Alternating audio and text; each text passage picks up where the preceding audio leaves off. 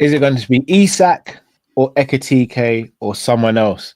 Will Andy Robertson leave Liverpool for Atletico Madrid? And is Darwin Núñez heading to Italy? People, it's one of the staple shows of the week. It's the Monday night live show. Strap in, sit back, relax, smash that like button. Let's get into it.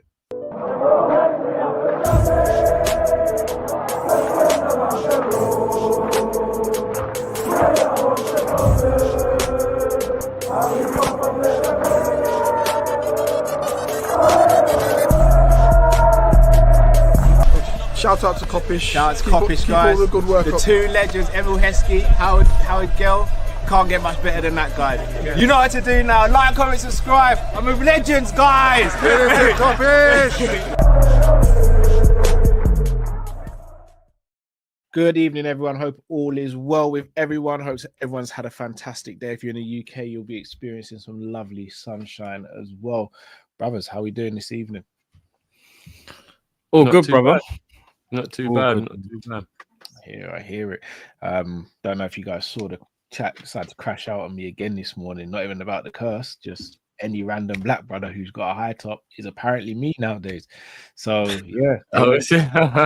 Is that what they were saying? Who was it? For a bunch of Bobby Brown, Bro. Hall. Apparently, what's the context behind it? I'm confused. There was no context, bro. It's just a crash out. It's just a normal Monday crash out, isn't it? My face is on camera, so it's crash out.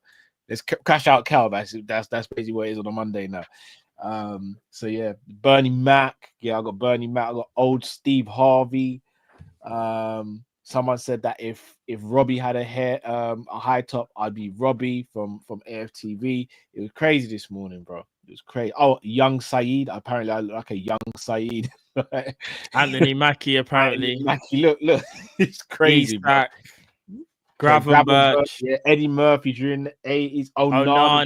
Yeah, that got mentioned in the chat earlier. Jazzy Jeff, I think you said him already. Jazzy Jeff, yep, that came up in the chat earlier. Yeah, it's crazy. Usman Dembele. Well, that Usman was your original. This just sounds like casual racism. It is not. It doesn't sound like Big Daddy Kane is outrageous, by the way.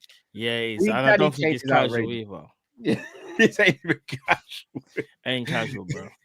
This is fully out there. But nah, people, hope you're all well. Got a few topics to get through today, and we've got to start with the strike situation, boys. I said it, put my neck out there. You know who I want us to sign this summer. You got Florian through the door. The cow curse is dead. Alexander, step forward. Or is it going to be someone else? Matt, what do you reckon? Isak is the dream. I think that Liverpool want it, who they want to pursue and get. Whether they can get him or not is going to be tough. Do I think Isak wants to join Liverpool? I believe so. But is he willing to force himself out the door? Newcastle have Champions League football. I don't think they need to sell. I haven't heard of any PSI issues that they normally have. I think this year may be a bit different.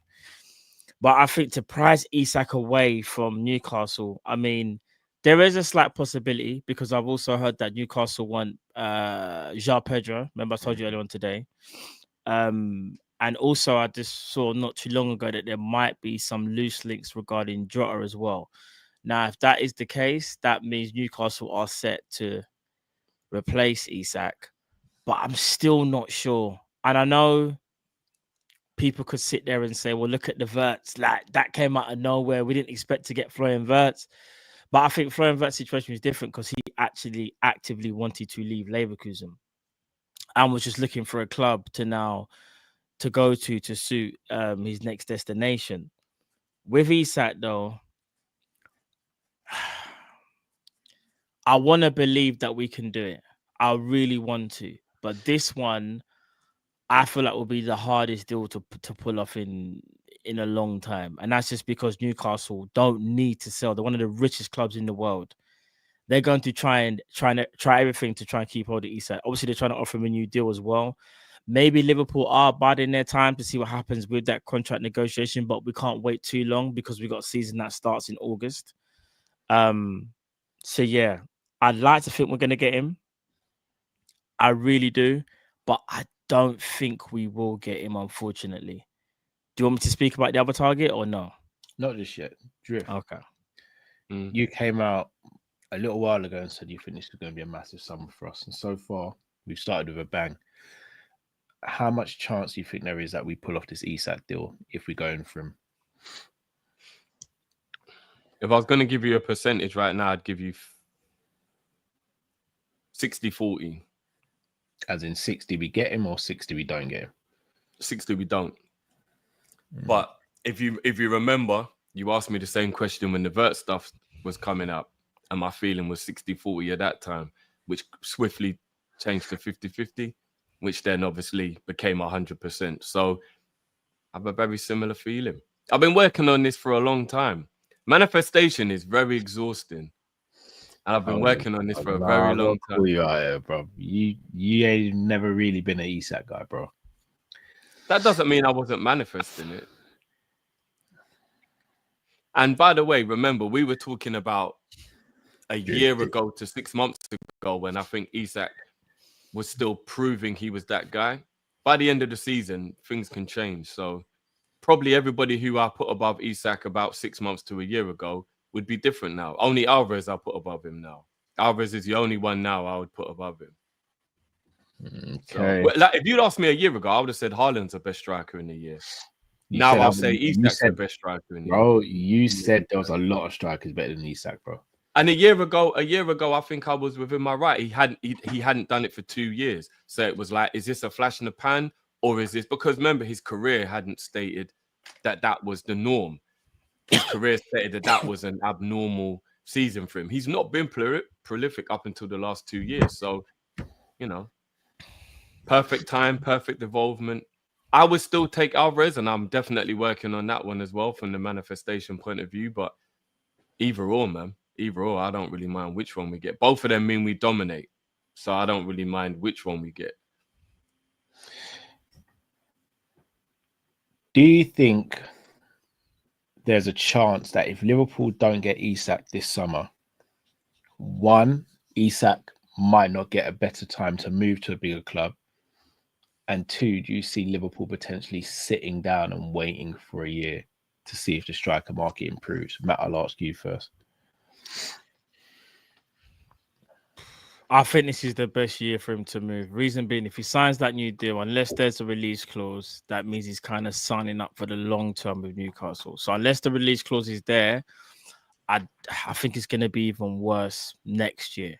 You have to kind of strike now. Like, as big as Newcastle as a club are, they're not the biggest club. And I do think we've seen it with a lot of players that they win stuff, and you think they're going to stay, but then they still decide to leave.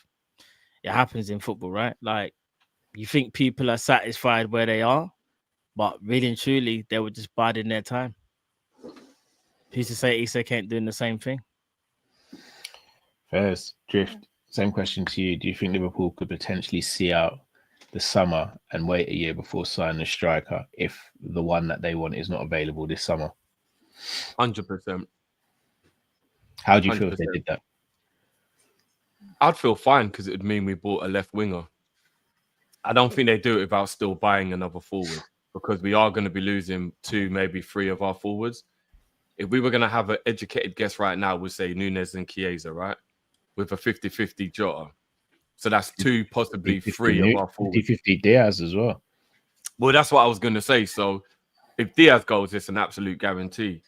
But if Núñez goes and we don't buy a striker because we wait till next year, I think we'll try even harder to hold on to Diaz, being that he can play centrally, and we go and get a Rodrigo or Barcola, somebody on the left. That's what I believe we do. So if we don't buy a 9, we buy a left winger, whether Diaz stays or not, because Diaz just goes up front, if anything. So I believe that that's what we'll do. So under that premise, I'll be all right with it, bro. If I get Alvarez or Isak next year, but you bring me in Rodrigo or Barcola this year, I'm totally fine with that. Do you know what? You're not a Barcola guy either, bro.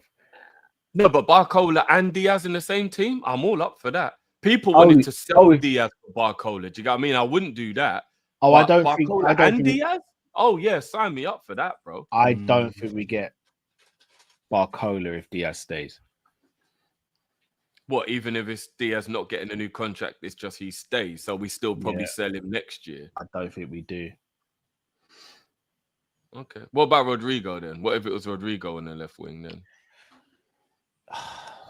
Obviously, Rodrigo's first choice, in my opinion, but I don't know if that happens either. It's a tricky one because, again, it's like, how much does Slot love Gakpo as well? Is he gonna want to go and get someone better than Gakpo? Is he gonna want an understudy to Gakpo? I think he might go for an understudy to Gakpo potentially. It's an interesting one.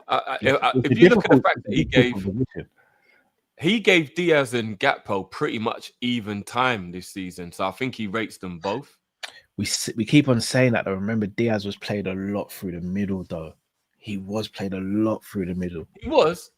But I still think he rates Gakpo, though. No, he definitely rates Gakpo. You're crazy not to rate Gakpo. But I'm saying in terms of, it was kind of, to be honest, it kind of made his life a little easier. The fact that none of our strikers were on point, it made his life easy to move Diaz central and keep Gakpo in the team.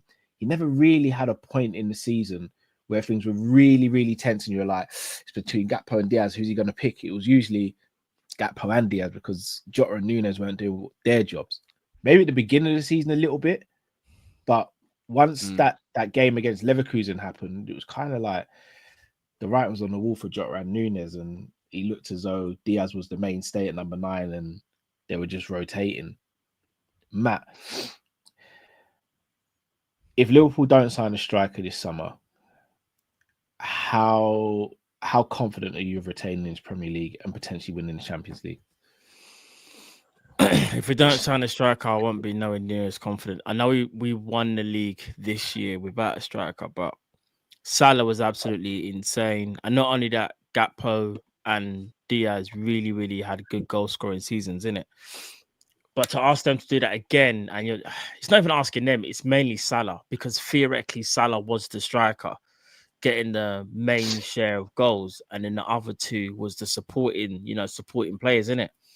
But if you don't get a striker and you say you lose Diaz, potentially, because here's the thing as well, there's a lot of, I know we're speaking about a lot of incomings in it, but there's outgoings that I can see potentially happen. So you've got Darwin, obviously, we'll speak about that later. You've got Chiesa who could potentially move, and even Diaz like being linked to Barca that hasn't gone away. Barca really want Diaz. Apparently, he's given Barca his word that he will try his best to kind of like lower the fee, I read, or something like that. But again, that's from a Barcelona paper. I think Barca asked him to do that.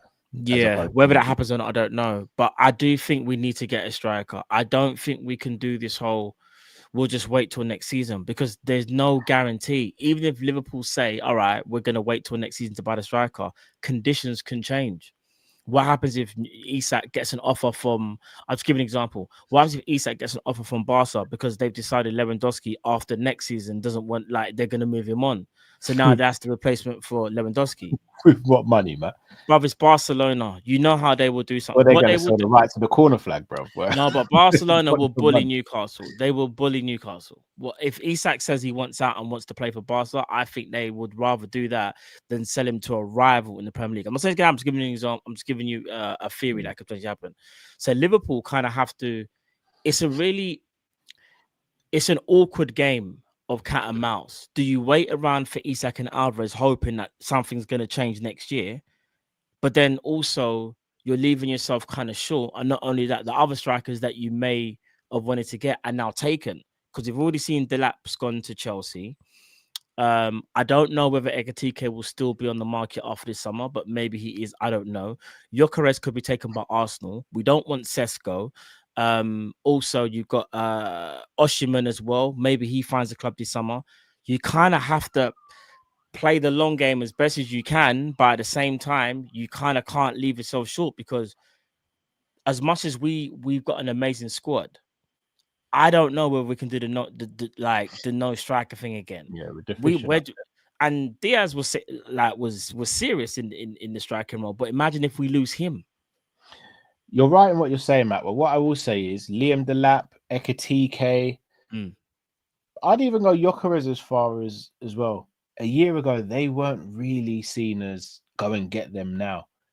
So in a year's time, Drift, I'll come to you. In a year's time, someone could rise up through the ranks, and we could be sitting there going, wow, thank God we didn't sign someone last year because this person is the guy and proving it again. Then you look at the market, Matt, you've made some great points there. Drift, do you think it's now or never? Do we just have to bite the bullet and get a striker, even if it's not Isak? Well, not to not answer your question, but that's something I was going to ask you guys. I was going to say, would your overall feeling over buying a striker that wasn't the one that we want be one of disappointment or joy? Because it's like, oh, wow, cool, we got this guy. And then that means that will hopefully be better. But then you think, well, that's absolutely the end of the dream of having one of those two big players, right? Because you don't buy an Ekitike or Osherman for 50, 60, 70 mil, or Gokares for 50, 60, 70 mil. And then you still go and pay 110 mil for Isak or Alvarez next year. That's not happening. So, like, would it be like excitement and disappointment all at the same time? For me, yes. I'll be honest, it would be, because it would be like the end of the Alvarez dream. It would be like, oh, well, yeah, that's never happening now, is it? Do you get what I mean? And it wouldn't mean I will be unhappy with Ekitike or unhappy with Osherman, but it would be like, well, they're just not as good as him, and now we've kind of got to deal with that. So I don't know, Cal. I'd be willing to wait for a guarantee. I wouldn't be willing to wait for a hearsay, maybe, because then you might go 2 years and don't get no one, and then you're even more messed up and you wasted time. But if it was a guarantee, like if it was an absolute, like, let's say it was a Naby Keita situation where we actually did the deal this summer, he just doesn't come till next year, but it's done and we know it's happening. Oh, yeah. I'd rather do that and wait, 100%. Shout out to Conor the Red. Shout out to everyone in the chat, by the way. Over 1,000 of you guys watching across all platforms. Do smash that like button and subscribe, please, guys, if you're new. You mentioned if you're to go and get Osman or Ekitike, the dream of an Isak or Alvarez is gone. I agree with that.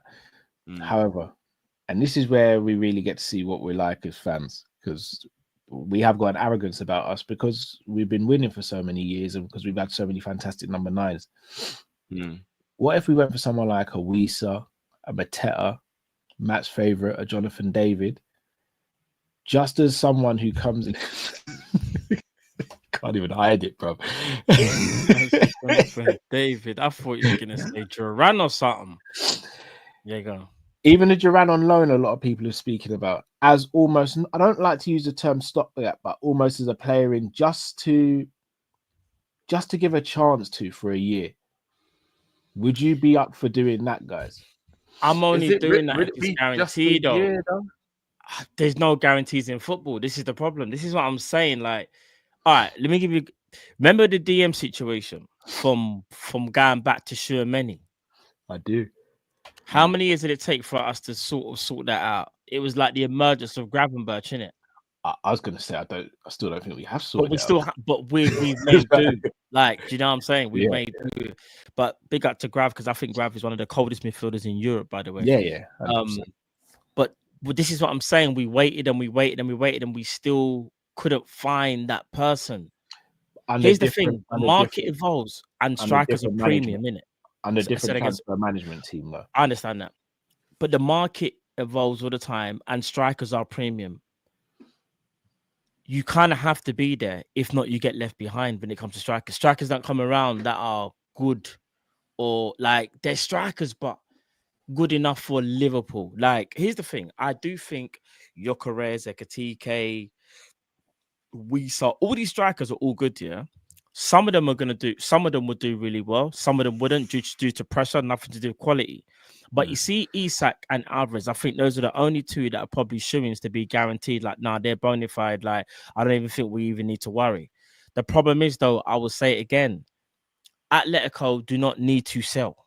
They don't need to sell. This notion that, oh, we can prize them away. Like, in fact, I actually think that might even be harder than Isak. Because Atletico, if they don't want to sell a player, they don't have to sell. They're in a good financial position. I'm not throwing any shade here, but I don't get why there's such a optimism around Atletico selling more than Newcastle. I don't. I do actually think it's easier to get Isak out of Newcastle. And the president even said, I don't. Alvarez is one of ours. He will always be like, he ain't got no. I don't know why don't you think that? Idea. curious to know. Why don't you think that? Because I need to know. Forget about what you want. I know Alvarez is your first choice, but why do you think it would be easier to get him out of Atletico than it would be to get Isak out of Newcastle? Yeah, because I think that both clubs are in different headspaces right now. I think Newcastle have, whether it be realistic or delusions of grandeur of winning the Premier League, and therefore trying to keep hold of players like Isak is how they get there. Whereas Atletico are always happy to be who they are, where they win, but they know that they're not quite ever going to be Real Madrid and Barcelona. So if the price is right, they know they've got a brilliant scouting network that will go and find another replacement like they always do and like they have done. And they'll take the money and they'll move on. So if you make sure they make a profit out of it. Plus, I did hear a little bit of a whispering through an article I was reading that said they're not broke, but there is people at the club that are second guessing whether it was a good decision to pay as much as they paid for Alvarez. So that's why they might be willing to get a player who's maybe not as good, but still good, and then get back some of the money. So it's not a thing like, oh, Rush, we're going to miss FFP and all that kind of stuff. But there's a few people like, maybe 90 mil for him wasn't like the best idea. We can make a profit off of him now. So just based off of that, bro, just really looking at educated facts of how the clubs are in general. I definitely think if you put 120 on the table for both, Atletico accept before Newcastle do. Have you also heard though as well though that he doesn't want to leave Spain and that he's happy? One of the main reasons he left England was that stuff I don't really get involved in, Matt, because I've heard a lot of people say it was his wife, then I've heard it say it was him, then I've heard people say it was only because he didn't enjoy City. I don't know about all that. I'm not going to do the Chinese whispers and all that stuff. I'm just going to leave that part alone. But in terms of like what I've read that's more factual, it's the stuff I just said about like the club and the finances, and like they can make a profit and then get somebody in half the price who's still good, or you know what I mean, then they'll be maybe more up for doing that. They're notoriously a big selling club, guys. They get premium, but they're a notoriously selling club. Like they are always willing to bet on themselves to bring in the next star and let the big boys go. They've been, you know what I mean, from Torres to Falcao to Griezmann to Felix. They've always done it. That if you give them the right price, they'll sell the player. Sorry, man. I actually think there's more chance he goes to Barcelona than he comes to Liverpool. I mean that too, because obviously I feel like he wants. I feel like he wants to be in Spain.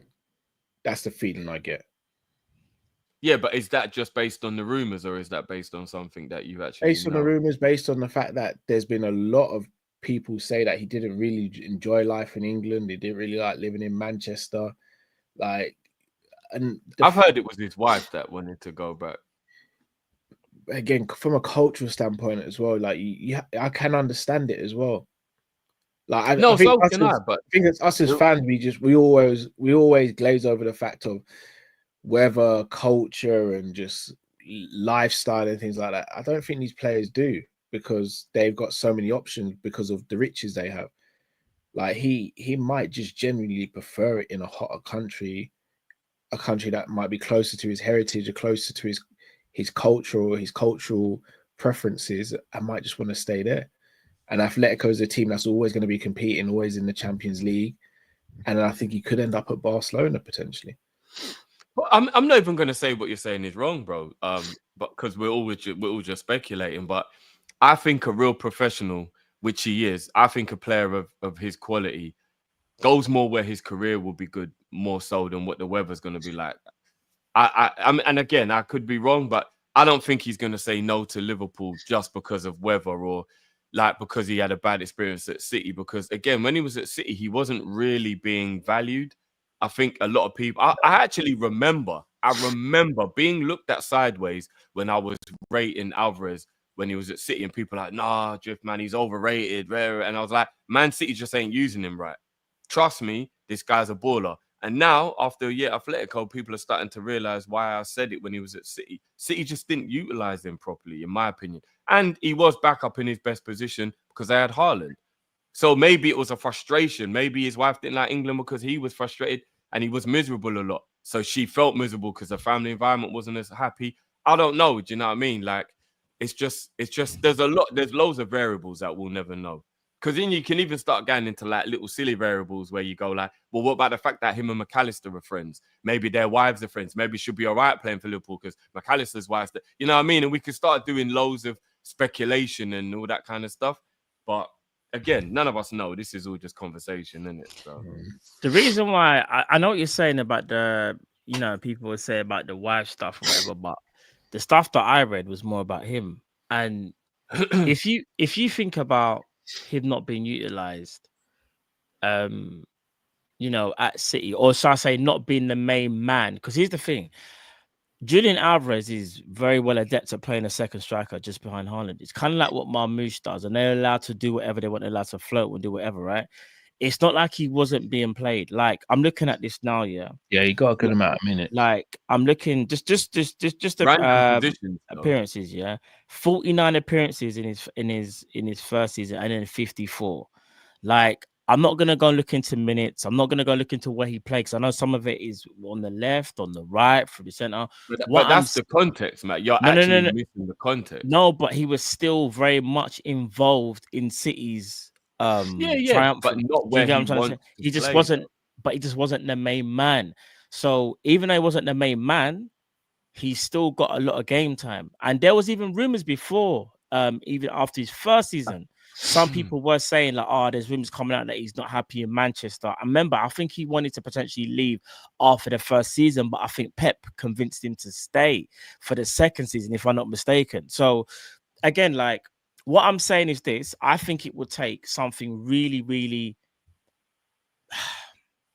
It would take a lot for us to kind of convince him to come back to England. That's what I'm saying. I'm not saying it's impossible, but I just think we have way more chance of getting Isak than we do with Julian Alvarez, who currently right now is Atletico's lead number 9. Simeone doesn't plan on going anywhere. Griezmann's signing extensions, but is getting older. And they're building their team around Alvarez. I think we're going to find it hard to prize him away. Personally, that's just me, though. Yeah, it won't be easy. It Do you know what his buyout release clause is?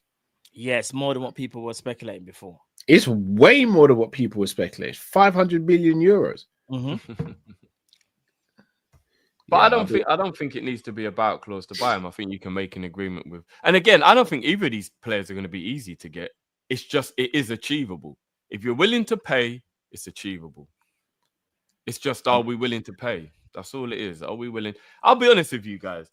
You know, Isak is an absolute done deal if a club actually had the balls to put 130 to 150 on the table. Like, actually, no rumors, no spec. If they just went to Newcastle with a briefcase with 130 M's in it, you know, Newcastle was saying yes, right? Not any club. There's not any club either, Drift. No, it depends on the player. I'll be honest. Apart from Newcastle, sorry, I was going to say, Matt. Apart from Newcastle, I think the only 2 clubs he'd moved to is Arsenal and Liverpool in the Premier League. No, I think he'd go City. They've got Haaland. They don't need him. Obviously, but I think he'd go City. They ain't going for Isak. They got Haaland. Yeah. I just thought you meant like easy to make it seem like if you stump at the cash, the club are just gonna. Here's the thing: they will accept if Isak says, "I want to go Liverpool." If Isak says uncomfortable, but we're just trying to unsettle him and be like, "Is 130?" That ain't happening. But he would. If Arsenal or Liverpool came through with an absolute 130 bid tomorrow, he'd go. I think it's like you said before, Matt. I think he really enjoys Newcastle and he has no desire to force a move or be bad mind. But if the opportunity arises, he would definitely say Newcastle. I would like to think so, but I don't think what I'm saying is I don't think it's definitive. I'd like to think he would, though, but I can't sit and say definitive because I don't know. Here's the thing: a lot of it is speculation, and I think we're gonna find out over the next couple of weeks, especially over the next couple of weeks. Yeah, in regards to the contract extension. If that contract extension starts to get a little bit iffy, and that's because someone's probably spoken to him and said, listen, if you sign that contract, that's your business. A bit like what's his name for West Ham, and that's a different story. You know, Bowen signed his whole career away to West Ham, innit? Like 8 years or whatever it is. Someone should have told him in advance, like, brother, don't do foolishness like that. But with Isak, I reckon one of the big teams, which probably means us, would have said to him, listen, are you interested in Liverpool? If you are, do not sign that contract extension. We can probably try and get you out because I think his contract runs out in 2027 or 2028. 2028, bro. He's got 3 years left on his current so deal. even that, There's absolutely no need for him. So the only way we get sign an Isak extension. literally There's is if 3 years Isak left on says, this deal. "I'm not signing a new deal," and he's like, "I want out." I don't think he'll sign. I don't think he'll handle the transfer request. But if he kind of behind the scenes says, "Listen, if Liverpool come in for me, like I would like to go," that's where I think you'd start seeing a bid being put on the table. Because we ain't bidding for Newcastle unless he's giving us the green light 100%. They got more money than us, bro. They don't even need the money. Do you know them ones? No, but that's the misconception, Matt. They do for PSR reasons. But their PSR's good right now because they're in the Champions League. No, but bro, if they want to build a squad to win the league, which is what their ambition is, then they might have to do the odd Isak for Ekitike, use extra money for it because they don't have an income that allows them to be able to do £200 million summers. So how else do they catch up without a little big profit here? Do you get what I mean? Like they don't have the income. You know, like we used to laugh at City where we'll be like, how much couldn't they sell my man? Oh yeah, right. With that small ass fan base. Newcastle ain't got a giant fan base either, so it's not like they can just have sponsorship deals through the roof and stuff like that. You know, so I hear what you're saying, but remember there was rumors about Thingy having a release clause. We keep an eye out. I'm not saying it's gonna happen. Bruno Ramirez. Remember, there's like Bruno Ramirez. I think someone could come in for him, and then they obviously they're not gonna get the same amount as Isak. Over 100 mil, right? I think it is. Yeah, I can't remember. Yes, I think the Ramirez train has moved on as well. I think City were the team that were really looking. Yeah, I think it's weird. Him and Paqueta seem to be the ones that were heading to City, and now both of them seem like they won't be. Yeah, they changed their minds. Definitely see it. They changed their profiles, innit? They've obviously gone for Reinders and Shirky, but I just try and put myself in their shoes and being a very smart businessman, which I'm sure they've got within their squad. If you've got an Ekitike, you can get this summer, who is very much an up and coming version of Isak, and you can get him for say 70, and you can get 130 for Isak. And then put 60 mil, that's the difference, into some bad boy midfielder or another bad boy attacker or something like that. You've strengthened your squad, even though you weakened it initially. Do you get what I mean? And then a team like Newcastle, I get that point. That's very smart planning for the future. But if you keep Isak another year or two, bro, and then his value diminishes because he's ain't got much time left on his contract and he'll be older, then you may have lost the opportunity to get in money that would help in that way. So it depends which way you start looking at it. I'm only going to say Ekitike. I'm only going to say Isak to Liverpool. If I see the João Pedro news pick up, which it has a little bit, there's that as well. From one of the papers that I read this morning, not paper, it's called the Chronicle something, Newcastle kind of local thing, media outlet. So I read that and I was like, okay, let's see if because they were saying that how they're going to ramp up talks with Brighton. Now, if that happens, then I think something's already in the works because it's like, I get it. João Pedro is not a 9 specifically, but he can play 9. He can also play the 10. He can play on the right. He can play on the left. Like, he's quite versatile, in it. So, Pedro places Wilson and Isak. I was just about to say out to selection. Also, yeah. For me, am I the only one who finds it really lazy when people compare Ekitike to Isak? I don't think their playing styles are anything alike. In fact, the only thing they have in common is that they're both tall and lanky. Like I slightly disagree. I don't think they play like that. I do think they have. They do. All right, so I'll tell you what. All right, you said they're both tall. Isak is way more graceful on the ball. At this age, Isak was a better finisher than. I don't think at the same age, yeah. Nothing. It was around about the same for finishing. I think Isak was ever so slightly more composed. If we're talking about technical, bro. At Sociedad, Isak didn't have a lot of goals. So where's the proof that he was wing, but also Sociedad, you don't get that many chances either. Yep, Isak drifts to the left, so does it. They like to both hug that inside left channel when they get the ball. Most right-footed strikers do as well. No, but not only that though. Isak, I think, yes, naturally more graceful, but Ekitike at his age was actually better at bringing others into play, though. If you go look at the way Ekitike plays, I agree. Ekitike is very good at link up. He is way better than what Isak was doing. That's what I'm saying. I don't think they're alike. No, but they're okay. I think body styles are similar though. I think their No, styles are similar. their styles. It's not like even when they run with the ball, when they carry the ball, they obviously don't carry the ball exactly. They don't have the same running style, but both of them like to pick up the ball and take on players. Both like to what do you call it? Cut inside and look for that kind of finesse shot in the bottom right. They've got a kind of similar style of play. Are they carbon copies? No, but there's similarities. There are similarities, because we could easily sit here and say, all right, then, well, every striker that just kind of drifts to the left is Isak. We're not saying that. Even the way how they play the game, like receive the ball, lay it off, make the run, like I don't know. There's just certain things I thought, yeah, that kind of reminds me of Isak still, even the way he's doing it. I'm telling you, that's what I think. Yeah, fair enough. Like, for example, guys, yeah, I've just did a quick random search, so please don't quote me on this because this is an AI overview. But it does say, in terms of Newcastle, with future outlook in their PSR regulations, Newcastle are aware that the profitability and sustainability rule could be a potential breach, which gives them limits. That means they have to be very careful about how much the club loses over these next 3 years. So, like, they're not in trouble, but that suggests what I was saying. Like, they're not a club who can go, we don't need money, don't worry about it. They still have to be very smart about what they want to do if they want to jump to that next level. If they're happy to stay where they are, then they're fine. But I don't think they are. I think they want to become one of the big boys. Yeah, I hear it. Look, people in the comments, let us know your thoughts. Let me have these supers before we move on to the next section. Ali A, lads, seen Kirk's quotes and his dad's love for Liverpool. I've seen and I've heard. Worst kept secret in football, isn't it? Kirk is meant to be a Man United fan. Bro, listen to this. That's what he said on the stream, if I'm not mistaken. Oh, did he? Was it him who actually said it himself? I'm pretty sure that's where the clip came from. That's where everyone said it. Bro, everyone just, this is again, that's not even the case. Look at this, yeah. So in regards to Kirkes, yeah, Kirkes is... We're doing bare emotional blackmail, you lot. Have you noticed everyone we're buying their dad supports Liverpool? Toughest opponent is Salah. On the heartstrings. Best away stadium, Anfield. He also said, this is an interview, him and his dad alongside somebody else.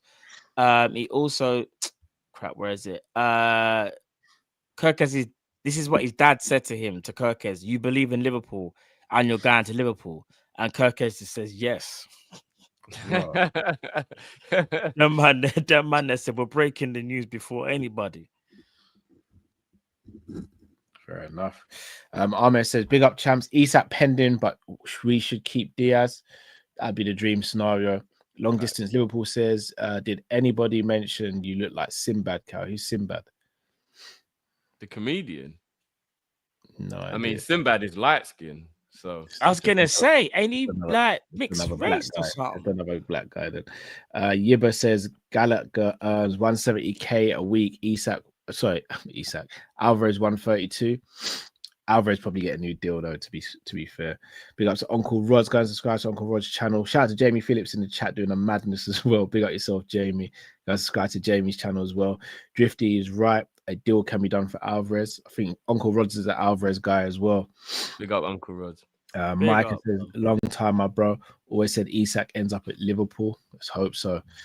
Micah, front four of Kudus, Pedro in a 10, Gordon, Ekitike. It's not bad. It's not bad. You know when you look for stuff that doesn't exist when you're trying to do that bias confirmation. You know, we all do it as humans. We all do bias confirmation. We're just trying to find something that makes your feeling or what you want to be right. I saw the little smirk on Isak's face when they asked him about Liverpool. Looked like a man who's thought about it. That's all I'm saying. Yeah. You know what I'm saying? 100%. Yeah. Also, last bit, Carl, just quickly. Kirkes' dad, again, this is quotes from Kirkes' dad. Richard Hughes brought us to Bournemouth. If he said we go to India, then we go to India. Everything is agreed, just some little things. For us. Hold on. Say that again. Richard Hughes. Kirkes' dad Yeah. has said Richard Hughes brought us to Bournemouth. If he said we go to India, then we go to India. Everything is agreed, just some little things. So we've told them about the structure. So we've got Suge Knight 1 and 2. I'm willing to crash it on Hughes and Edwards, saying Hughes ain't got no pull, you know. That's all I'm saying. Nah, everybody felt like that. Everybody felt like that. Man said India. All I'm saying is, remember when was that? What was that? What was that famous quote from Drift? Edwards is the GOAT. He's your GOAT. It's your GOAT, fam. I said, yes, it is. I mean, I don't know how you're going to drag Edwards into a Hughes big up, but fair enough. No, because remember, you said it's the two of them. Remember, you was like, that's it. He's just bringing his bread. Hold on. His work experience. What we're not going to do, I will hold my hands up. I will hold my hands up to whatever I've said because I stand by it. But what we're not going to do is act like you lot weren't on the same page and now try and act like I'm the only one to be thrown under the bus. We all had an issue with Hughes and Edwards. Don't you had the biggest issue. Don't you had the biggest issue. The chat, no. The chat will tell you. I was the one who was the most opposed to Edwards coming back because of all the power he was asking. Don't bring back Edwards. He's selfish. He only looks out for himself.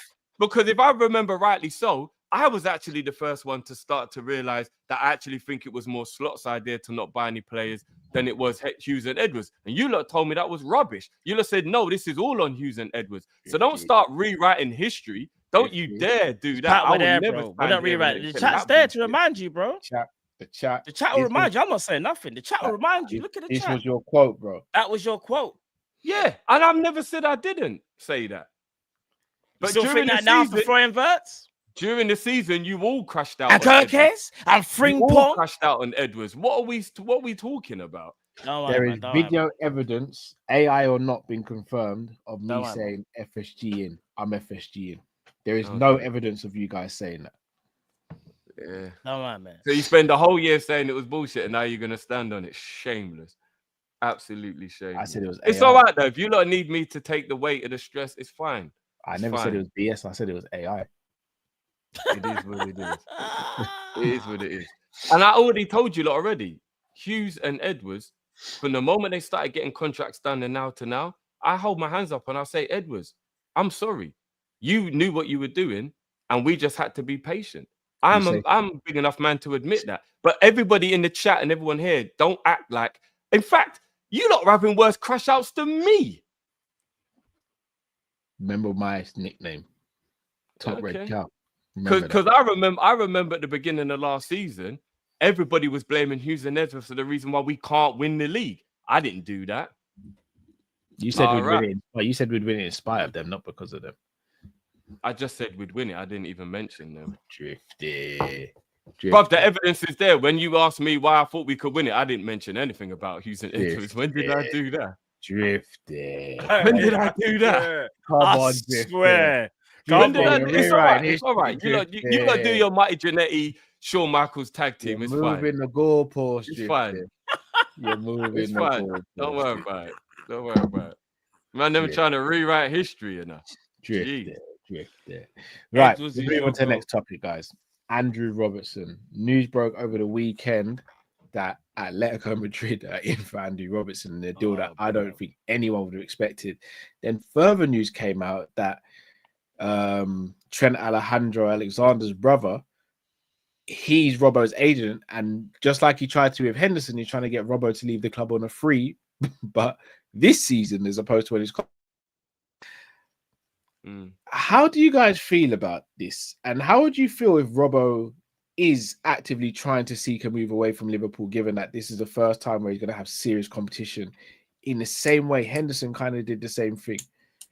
What's the thoughts on this? Because I'm a little bit conflicted. I don't think Robbo's trying to force his way out. He ain't shut nothing down.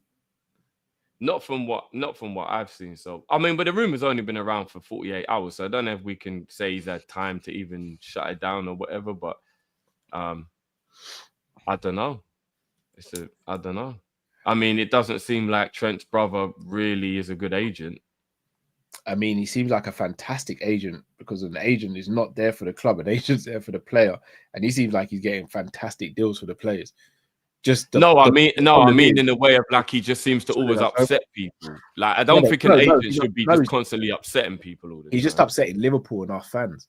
That's what I'm saying, bro. Like he shouldn't just keep doing deals that keep upsetting the teams that his players play for. That's not the sign of a good agent. Seems like it's just Liverpool, though, I'll be real. I'm just gonna say, well, because he's not actually a good agent with much reach. He's a brand new agent that really was just doing his brother stuff. Well, right? we helped him, we did help him. Yeah. That's the killer. We've Remember actually created the agent don't care about the club, Drift. The agent never cares about the club. The agent but the agent's role is to keep everybody happy. It's not to just be a wrecking ball and just like upset people all the time. That's not an agent's I know what you mean. They're kind of there to bridge gap, but their main number one priority is the client. Like they care about the club in terms of they want to have a working relationship. But the main thing is, I was speaking to an agent the other day, and even he was just like, obviously, we want to try and make things as best as we can for our client, but the main thing is our client is happy. Do you know what I mean? When it comes to the whole Trent's brother, was it Tyler? I can't lie, he's moving mad. I mean, you see, the thing is with Robbo. All right, so Robbo, I seen that we're getting Simicast and thought, I don't know if I want to be around because Kirk is obviously 1 year until the World Cup. He wants to be playing regularly in it. I don't think his place would have been in jeopardy, but I think he kind of knows that for bringing in Kirkes, I think he kind of already knows that his game time will be very limited. Although I do think if we got Kirkes, I think Simicast gets sold though. I think that was the plan. I think this has come out of the blue in terms of for Robertson getting an offer from Atletico. I think the club's plan was to sell Simicast, but I think if Robbo wants to leave, one thing I will say is Robbo will be a big miss in the dressing room if he does leave. I think his leadership and his know-how would have definitely helped Kirkes. And even though I don't think the quality's there how it used to be, I think he still would have been a better mentor to Kirkes than Simicast. As much as I think Simicast is a good player, I don't see him in that kind of mentor role kind of thing. I just see him as vibes and he seems to be blessed. But in terms of actually taking over long-term and knowing what it takes, remember, Robbo's had the tougher sort of journey to get to the top. The man got relegated with Hull, ends up at Liverpool and wins every trophy under the sun, and was also a vital cog in that system and a vital player. And he went on year in, year out and improved. So if you want Kirkes to replicate that, you need to ask Andy Robertson, because Simicast weren't really doing that. So in that regard, I think it will be a massive miss if I'm being honest. Drift. You've been very vocal about Andy Robertson. Shout out to Jamie as well. We're all in a WhatsApp group. He's been vocal about it as well.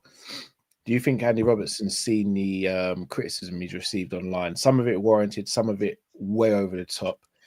Do you think he's seen that and maybe thought, let me move on now and go to pastures new rather than see out my contract? Yeah, I think it probably does have a big part to play in it. Probably.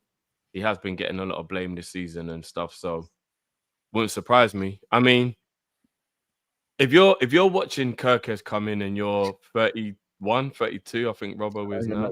I don't even know if he's 30 yet.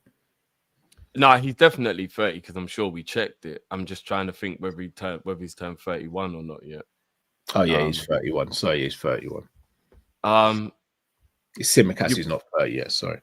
Yeah, you would probably within your own mind know you're on the wrong side of your career. So he's also come out a few times saying that he still backs himself to be a first teamer and a starter in his team and everything. He said it a couple of times this season. Yeah, because I do believe he believes in himself, and he's not old. He's just past that threshold where you got to start worrying about it now. So he might be looking at him thinking, well, this young buck Kirkes is coming in, which means that I probably will be very limited in how often I play. They're phasing me out. If there's an opportunity to go to a club where I'll still play every week, I'll take it. If there was no options, then I think he probably would be like, all right, well, I'll fight for my place. Cool. Because I don't think he's forcing his way out or hates Liverpool or anything stupid like that. I just think he's probably thinking Atletico are a very good team. This is an opportunity to continue to play week in, week out. Whereas at Liverpool now, I know I'm going to be on the bench. It doesn't take it doesn't take a genius to know we pay 50 mil for Kirkes. Robbo's benched. It just is what it is, bro. So is it that fake bravado, him saying that then? Because if he does truly back himself, then he'll back himself if Kirkes comes in. Again, I'm not No, not when you've already achieved everything. When you've been at Liverpool for 8-9 years, achieved everything there is in the game, you're probably thinking, what's the point in battling for my place now if I can get a guaranteed start at another club? You know what I mean? Like that's more probably what he's thinking. 31, coming up 32. Is he really going to want to battle for his place if he can have a first team start somewhere else? He backs himself though, like he says he does. And it yeah, but he's got nothing left to achieve. So I don't think it means he doesn't believe in himself to move on. I just think he thinks to himself, it makes more sense. If he were to move on, how would you go about sorting out the left back situation? Would you try and convince Tsimikas to stay for a season, or would you still sell Tsimikas and bring in someone else? I would probably try the easier route, which would be to keep Tsimikas. But then that comes down to whether Tsimikas is okay or being a backup for another season. Why do you try it? Why do you think that's the easier route? Because Tsimikas knows the club, and that way we don't have two left backs at the club that have never played for us before, which is a little bit risky, just in case they don't like settle quickly or whatnot.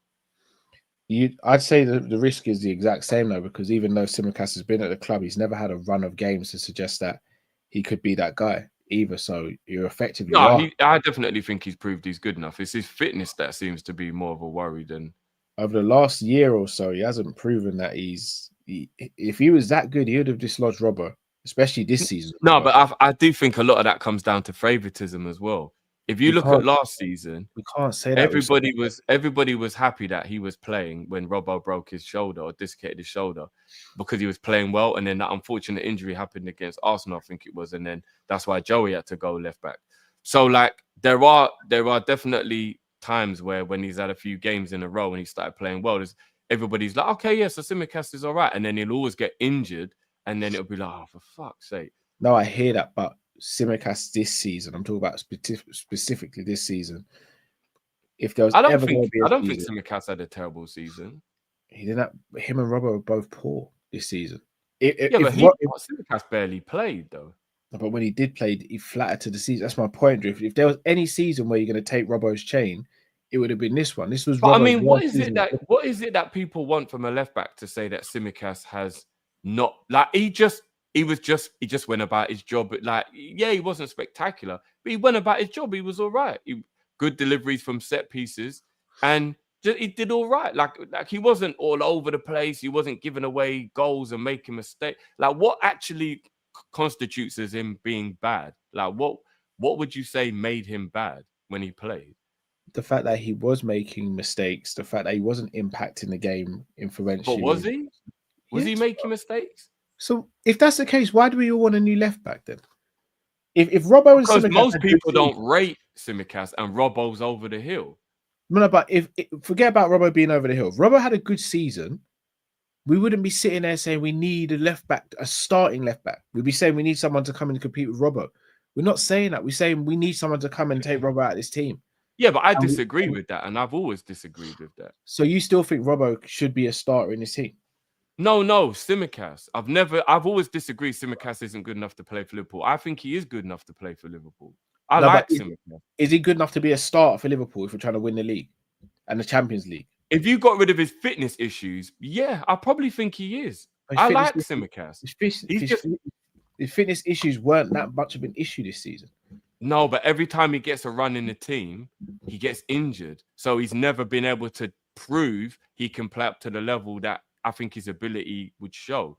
He always gets injured when he gets an opportunity. I don't know if it's some kind of jinx on him. I don't know what it is. But my point is, Drift, that didn't happen this season, though. Yeah, but Robbo wasn't really injured this season. Robbo just kept getting picked. That's why I said it's kind of down to favoritism. No, but that's my point. If Robbo went injured and we all kind of agree that Robbo had a poor season and he still couldn't get in the team, I don't think that's I think Robbo had an average season. You two think he had a poor season. We're not the only two who think he had a poor season. Yeah, I know. I'm just saying. I personally think it's more down to a little bit of favoritism with Tsimikas. I think Robbo's always just been the favorite.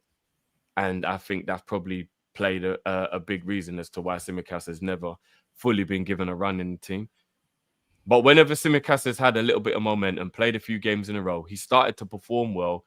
and then he gets injured. And it's just like been this horrible reality of his Liverpool career. But if you could wave a magic wand over him tomorrow and say Tsimikas won't get injured for 38 games next season, I wouldn't have an issue with him playing week in, week out. Who, Tsimikas or Robbo? Sorry. Tsimikas. Week in, week out. To be a start for Liverpool trying to win the league and Champions League. As good as I think Tsimikas. I mean, I think Kirkes is better. So if you're talking about if we sign Kirkes, then no, I'll play Kirkes. But if you're just talking about there's no signing, do I think that we could be okay with Tsimikas playing week in, week out? Yes, I do. 100% do. If he was playing week in, week out, he'd improve, his match fitness would go up, his rhythm would get better, his form would pick up, and I think his ability would show he's good enough to be a left back for Liverpool. Yeah, I do. I like Tsimikas.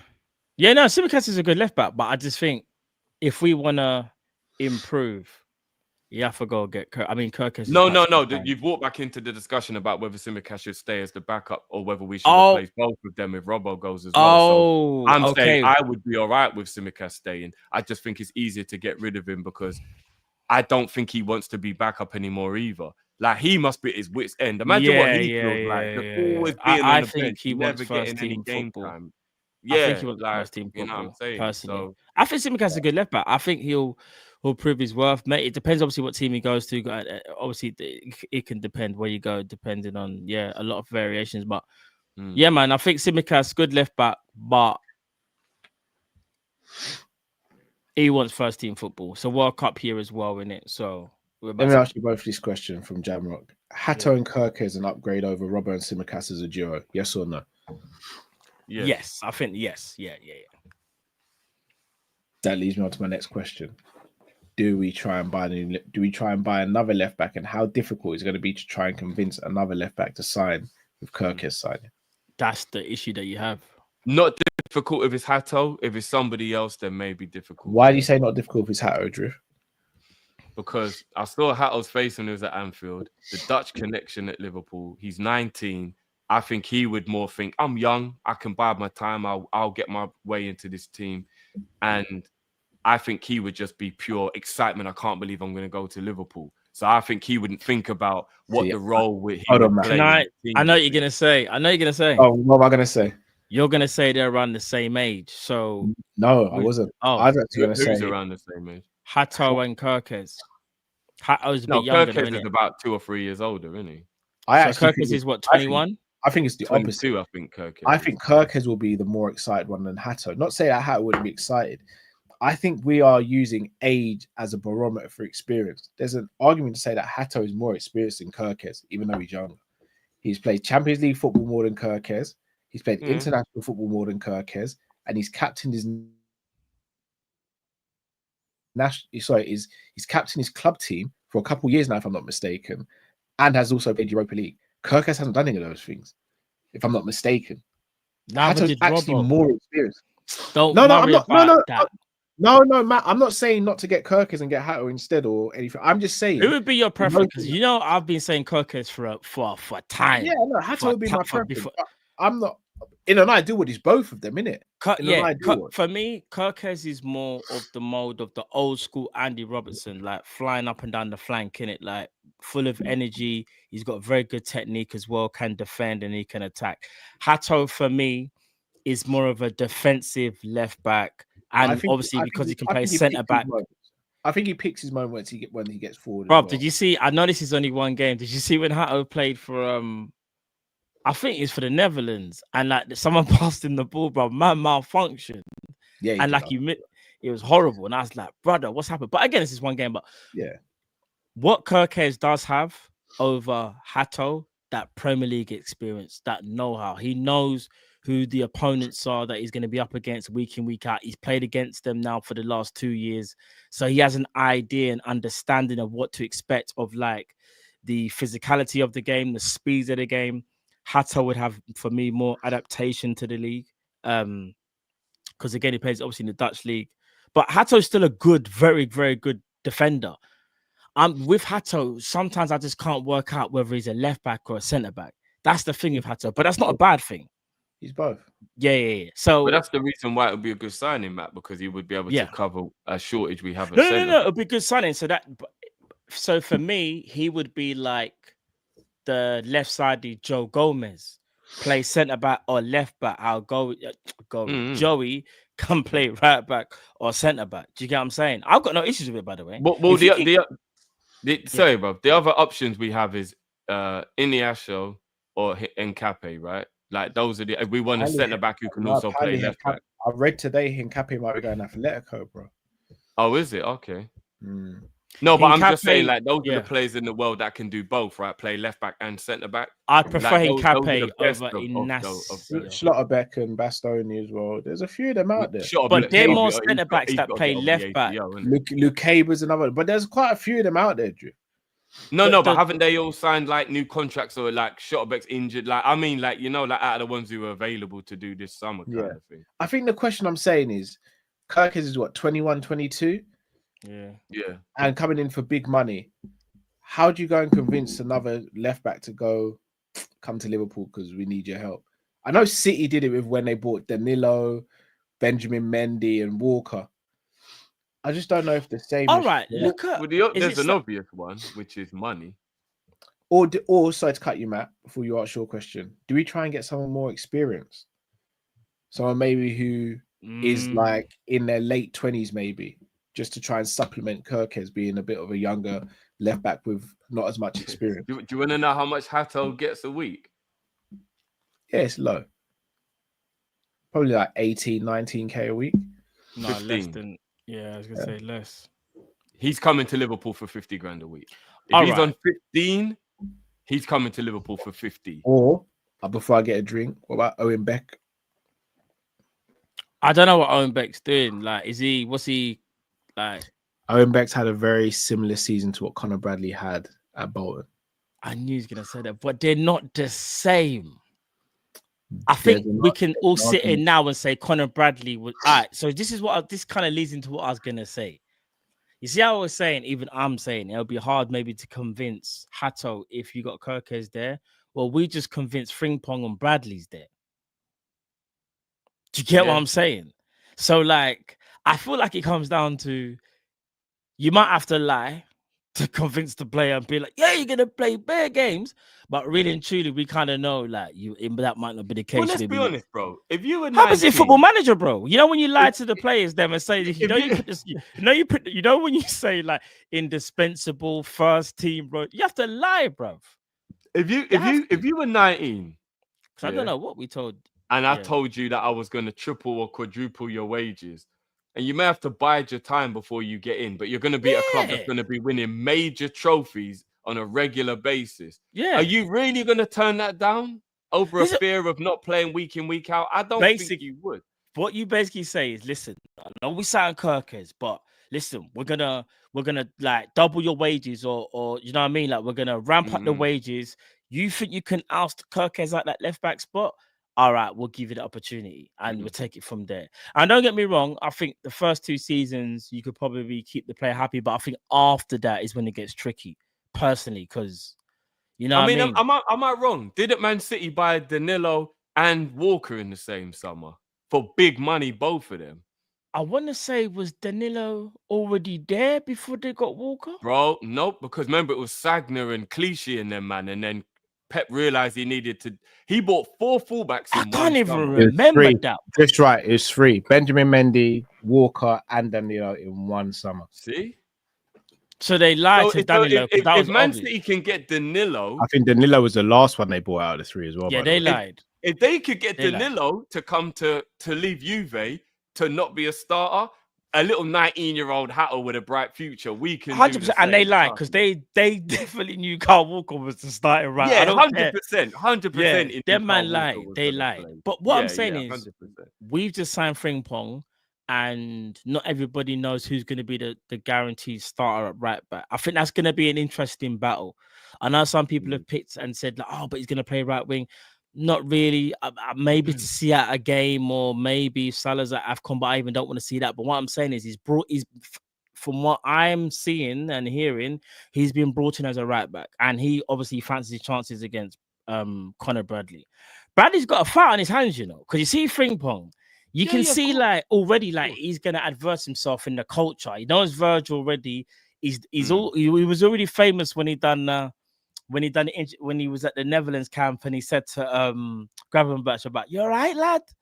Like he's got Matt, it. Like Frimpong's starting. Frimpong's the starting right back. Bro, and remember, hasn't Conor Bradley didn't he sign a new deal as well? Yeah. So Bradley gonna be fighting, bro. But that's what we want. No. I know, but there's only gonna be one winner in it. Someone's gonna lose that battle. Well, it depends which way you look at it. When we're winning domestic cups and Bradley's playing right back for the domestic cups, Bradley will feel like a winner. When we're winning Champions League and Premier League, Frimpong will feel like a winner. Yeah. No. I hear it. I'm just saying, like, as the season goes on, I think we'll see things change, develop, adapt. Because it's kind of the same thing where we're looking at a midfield now and we're like, who's going to hold bench? That's how you win things when you've got good players. That means you don't know who's 100%. Yeah. No. It's good for the squad as fans that we get to improve the squad. All I'm saying is, though, from a human perspective, them two players are going to be competing for the same place, innit? There's going to be only one winner. Do you know what I'm saying? Like, it's going to be interesting to see how it pans out. But hopefully, like, do you know what I mean? Like, it's not. I'm happy about it as well because I think that Bradley and Frimpong is very good options at right back. 100. I think Bradley's going to start the season, but I've got a funny feeling Frimpong might win the bat. And they're very different, Matt. I love the fact that we can look at the opposition and go, where should we play who and how based on what the opposition have got. And if you want to be a little bit more defensive, I think you play Bradley. And if you want to be a little bit more attacking, I think you play Frimpong. Do you know one thing I did notice as well that I can't ignore from, I think, even Joyce's article when we signed Frimpong? One of the reasons, obviously Trent leaving was the biggest one, but another thing was they said they were a little bit worried about Bradley's injuries. And they did say, like, we can't just ignore that. So it's not like we can go and get a youth player. We need experience at right back.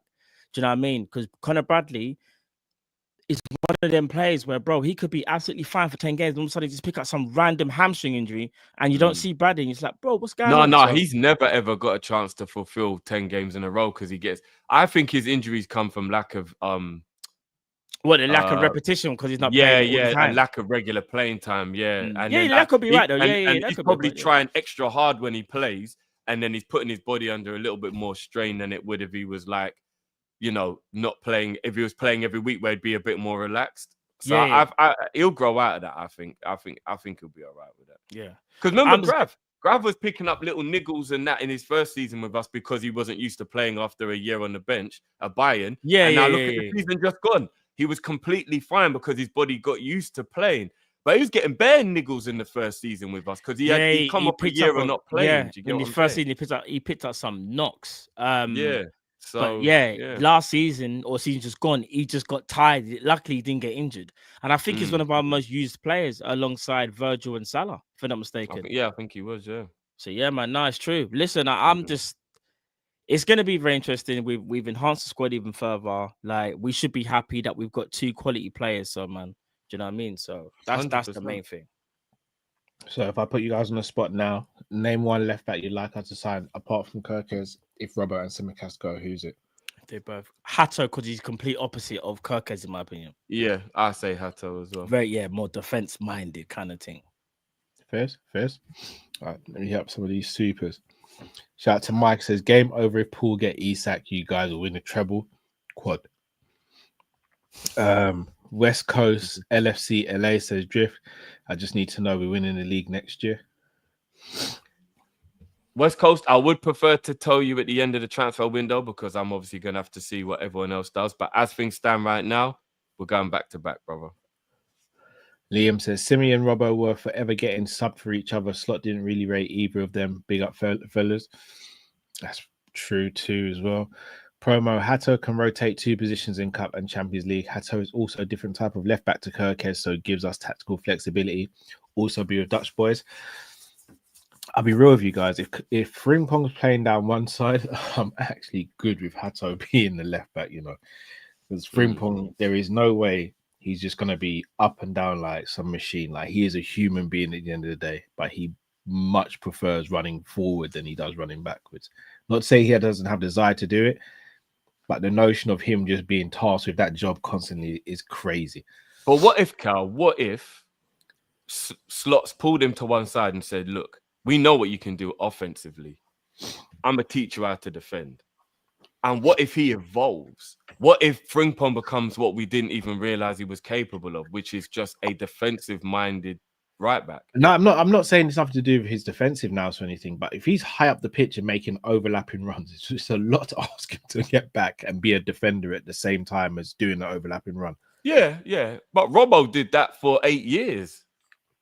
You know what I mean? Like, until Robbo's legs started to go a bit, bro, he was up and down that left like a machine, bro. And he also had Mane and Gini Wijnaldum who would help out with the defensive work. Mo ain't helping out with the defensive work. I know, I hear that. But again, but for the most part, I don't know if we will get our fullbacks to constantly go that high. If that makes sense. Like, I don't know if Slot is going to be constantly saying overlap. I don't know. Why would you get Kirkers and Frimpong? That's the because game. When the option is needed, it's a weapon to have. It doesn't mean you've got to use it every time. It just means you've got it when you need it. You know? What's this? Why have you got what's sorry? That's like having Trent in your team and telling not to play like hopeful passes.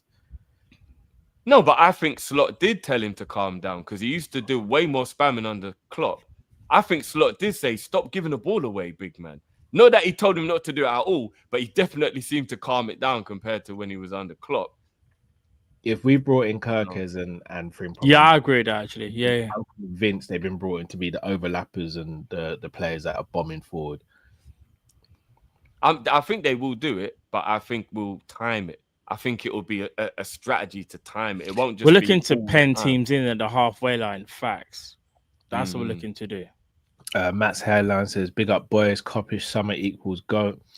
I'm not gonna read the next bit. That is mad. That is the wildest thing someone has ever said. That is crazy. Promo still holds the record for the wildest thing. Oh no, man! Man's got a picture of me and saying that. That's wild, bro. Yeah, that's crazy. That's crazy. Wild. You see the Alan Hansen comps people have been posting. For a fan like me who only heard about him and not watched him, they're amazing. He was unreal. He was unreal. Hansen was a madman. He was cold, bro. We've all only watched the footage, but he looks like he was. That's what I'm saying. I've watched a couple games on it. Man wasn't there them ages there to see him live. Do you know them ones? He was different class. But you know, we've got so many players that are like that. Like, I'm sure when people look back on our history, they forget the Kevin Keegans, the Graham Souness. Do you know how good Graham Souness was? People just think he's an old man who moans in commentary. That's what I'm saying. Unless you was there for the early 80s, like, bro, late 70s, you won't know about Souness and them boys. Crazy. Brad LFC says, apparently we've opened discussion with Fofana's agents. Hatta on the left wing when Frimpong plays right back, says Jamrock. Yeah, I'd agree with that as well. A shout out to Derek, who's gifted 5 memberships as well. If you're a recipient of one of those memberships, Derek, man. We go and thank Derek. Right, guys, got one more topic left, but you know about housekeeping, guys. Please do smash that like button if you haven't already. You know what the target is for a Monday night live show by now. 1,500 likes. I don't think that is a crazy number to ask for. If you enjoy the show like you suggest that you do, please do smash that like button, and it's free to do so. Right, boys. Darwin Núñez is wanted apparently by Napoli. How are we feeling about this? Drift, you know I've got to come to you first and ask you about this. What are you saying? I just want the guy to go somewhere now where he might get love from the fans and not criticism. So I gave up on him staying at Liverpool. I'll always wish him the best. I'll keep an eye on his career if he does leave, like I did with, other players who I like. And I think it'll be a good move for him. I really do. I think he'll go to Napoli. I think he'll do well. I don't know if Napoli can afford it. That's the only thing. I mean, am I going to mess up another part of your segment if I mention a player? Or is this all going to be entangled into one conversation? Because obviously there's someone else at Napoli who we've all of a sudden been linked with quite heavily, right? Awesome, man. Like, these don't seem to be fake links. It seems to have some validity in it. So do you think it could be a not an obvious swap? Because I don't think swaps even happen anymore. But you buy him, then we'll buy him. So it's like effectively it's kind of like the same thing. Any chance you lot think that it might be Liverpool thinking, let's do the Osherman and Núñez? What? Do you know? I think we've definitely spoken to him. I don't think What we do and what we used to do under the kind of Edwards era is speak to many targets all at once, and then we just decide which one we go for. Bang! But we spoke to all of them. We want to understand the conditions of every single deal, and at any given time, we can pull the trigger. The latest stuff on Darwin Núñez is come from Fabrizio. He said discussions between Napoli and Darwin continue as he is high on the shortlist. Talks ongoing with the players' camp scheduled also this week. Núñez has also proposals from Saudi pro clubs and more European clubs, and he's put the eye emojis. So there's definitely movement with Darwin Núñez. I would be shocked if he was still here by the end of the transfer window. I think this one could be our first outgoing or big outgoing, shall I say, like big sort of player outgoing. But yeah, he ain't Napoli. Going Saudi. He's not going Saudi. We'll have to wait and see. I mean, I don't know. To say he's not definitively going Saudi, I'm not sure, because if they offer him stupid money, like if they say, all right, we know you don't necessarily want to be here at the time of your career, but what we're gonna do, a bit like Duran, even though Duran already wants to leave, apparently he wants after a year or something. I don't know why. They could offer him like 600,000 a week, bro. Like that will be hard to turn down. Do you know what I mean? No, it will be. But if you have any aspirations to be the best, which I don't know if he does, but I got to rate Osimhen. If it's true that Osimhen actually just thought it wasn't a good career move, so he didn't go. Like apparently they were offering him stupid, like 500 grand a week, and he said no to it. Like that's a lot of money. Do you know what I mean? Because I think he said he still believes that he wants to win something and play well in Europe. So I rate Osimhen for that. And I also don't like this fake narrative going around about Osimhen having attitude problems. I know we spoke about this before, but if somebody treated me the way Napoli treated him, then I'd have attitude problems as well. It's got like racially abused, bro. Yeah, bro. I don't imagine getting racially abused by your own club. Like, what are we doing? By your own people, them. You know what it was as well? It was the media team. This is what I'm saying, brother. And that says everything. I'm not gonna lie. I'm punching out everybody. I'm punching out the president. I'm punching out the president.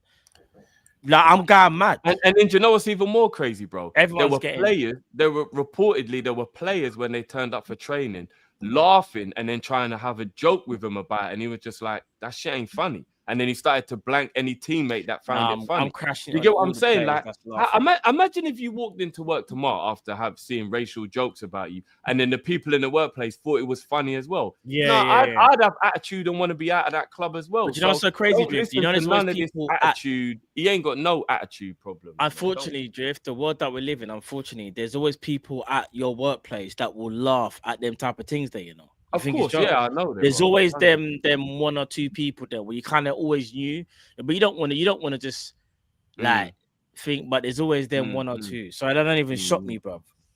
And then obviously that now makes everybody go, he's greedy and rare, and all these rumors. Yeah. Osimhen's had so much bad press for no reason. I don't get it. Like I really don't understand why he's been given so much bad press. I don't. Well, I do. Can I say something? It's kind of like not a wild statement, but I just don't want to get political, Carl. You're right. Yeah, that's why I've stayed quiet about it. Yeah, can I say something though? Maybe I'll speak about it more in the members. Real talk. I'll say this. Yeah, I'm gonna say this. It's quite a big, bold statement. What I'm about to say. I think Italy ruined Balotelli. Like they ruined him. That's not wild at all, bro. No, but like you see, obviously from when he was there, when he was you saying, you know what? A wild statement. I think Cal likes apple juice. No. But Cal, if you say that to some people, they'll just say, no, it's got nothing to do with that. He just had a bad act, bro.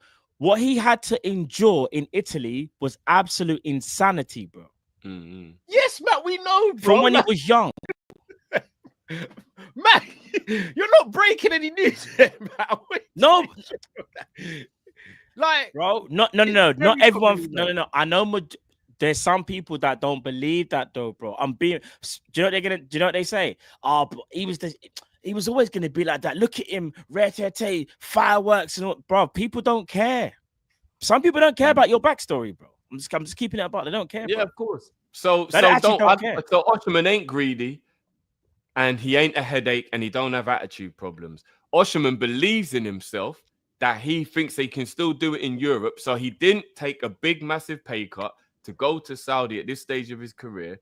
And the reason he wants to leave Napoli is because of how he was treated. Don't get twisted. There is no issue with Osimhen. That is so. This is correct.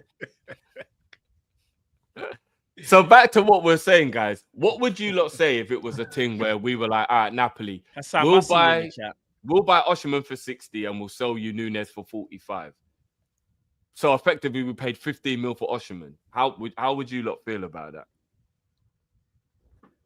What? Say that again, sorry. If we said to Napoli, we'll buy Osimhen for 60 and we'll sell you Nunes for 45. So essentially, we're paying 15 mil for Osimhen. Hold on. But if we do that, does that mean then that the Isak deal is yeah, of course it does. Yeah, of course it does. What's Matt on tonight? Drift on a real talk to Matt, bro. So we're getting Isak and Osimhen. Like, what do you mean?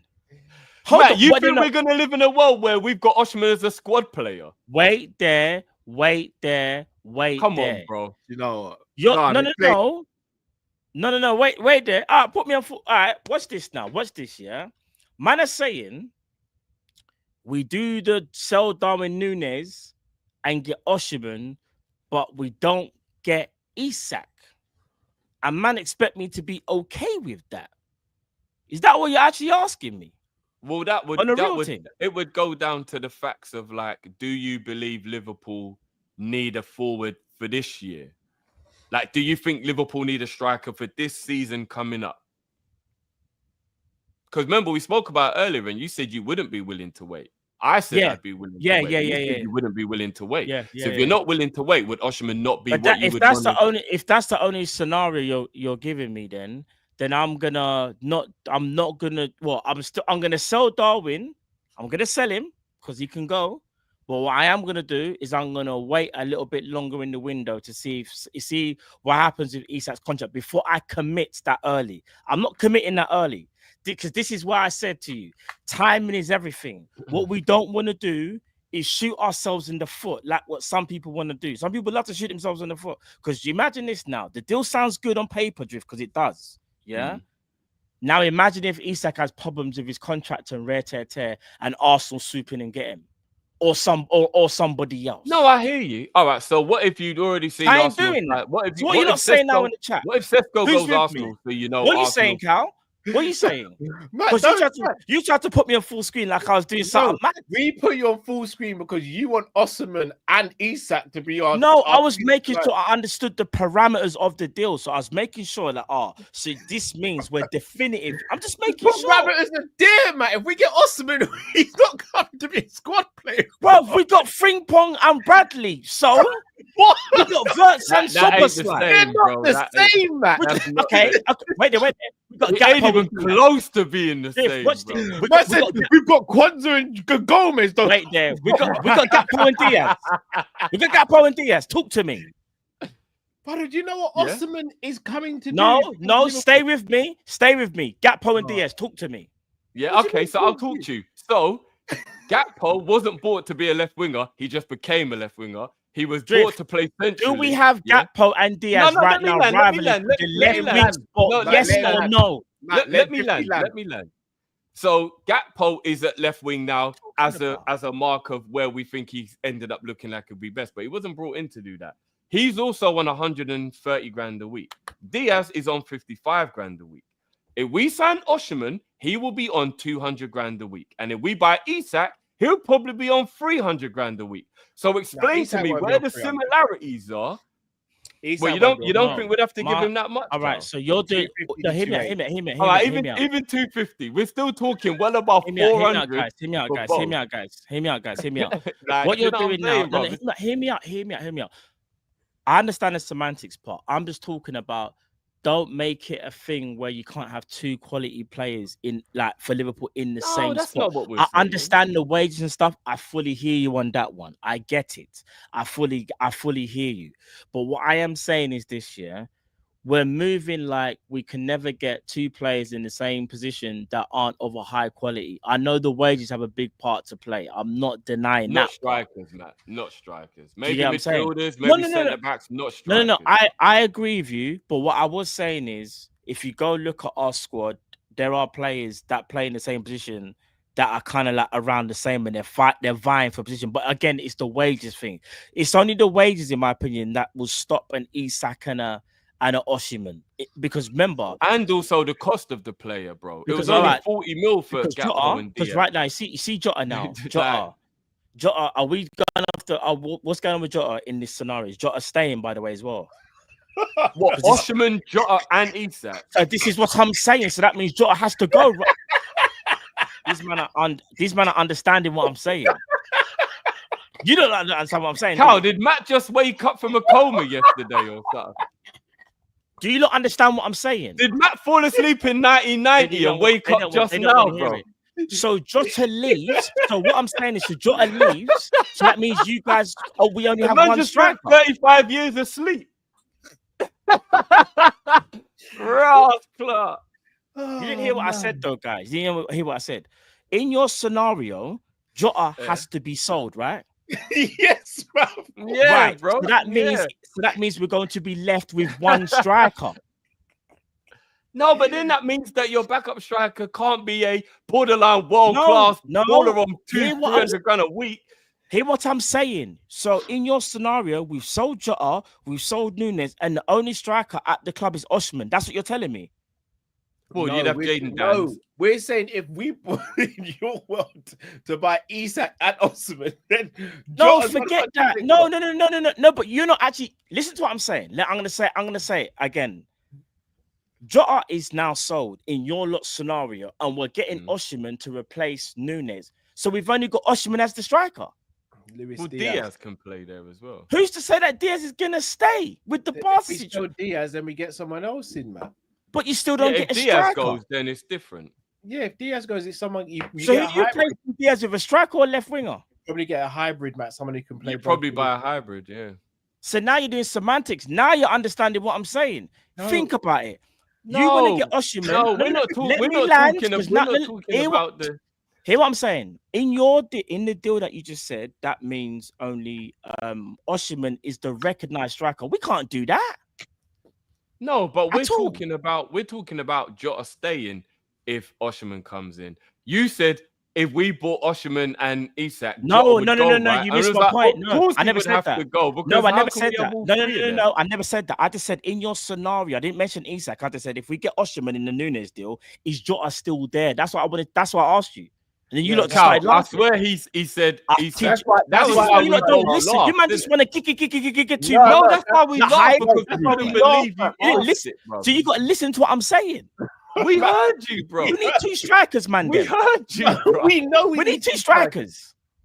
Yeah, what we're saying is the two strikers won't be Isak and Osimhen. I agree, but what I am saying is I don't think it's going to be me personally. I was unsure whether you said Jota's going to be there if we get Osimhen. That's what I was like, is Jota still there? Osimhen's there, I reckon you can. That's what I was saying. What I will say is, though, guys, shall I tell you why I don't think the Osimhen deal happens? The thought of losing Salah and Osimhen at the same time to AFCON, it doesn't make sense. We got problems if that's the case. Yeah, I hear that. We got problems. But then again, I can't lie. Mane and Mo used to go at the same time. And we dealt with that for a long time. How many years did we win the league when they went? I don't even know if it was because they went, though, because we pretty much performed whenever they went away, to be honest. We never won a league. I know, but we didn't. We won all the games while they were gone, though, Cal. Can you remember them ever being at AFCON and us playing badly? I don't. Can we get away with losing? No. I think we were all right for the majority of the time. So hold on. You want to bring in? Let's just say your premise happens. We're bringing Osimhen as the main striker, and say we still got Jota there, right? He's the backup. Now you're relying on Jota to be available during that period. Put the fries in the bag. Obviously, you would have Diaz as well. You wouldn't be able to sell Diaz, would you? That's if and I know you're doing it on the if Diaz stays, but again, it's an if. It's not like Cody Gakpo. I'd say I just think Gakpo stays. With Diaz, I do think there's a bit of a. I think there's more chance Diaz stays than goes, though. See, I think I do now they're looking at Williams. I do think it's 50, you know. Do you want to know why? Even tonight we've been linked with Malik Fofana, bro. We're actually trying to We're trying to make sure. Yeah, but they're linking us with everyone, Matt. Jesus, No, they're no. literally Guys, linking us with the everyone. Diaz thing is real when it comes to Barcelona. It was only a couple of days ago. I think it was Sport, the publication. It's just whether he leaves this summer. No, their interest is real. They can't afford him, bro. Broski. All right. What if I told you Barca offer, say, 60 mil?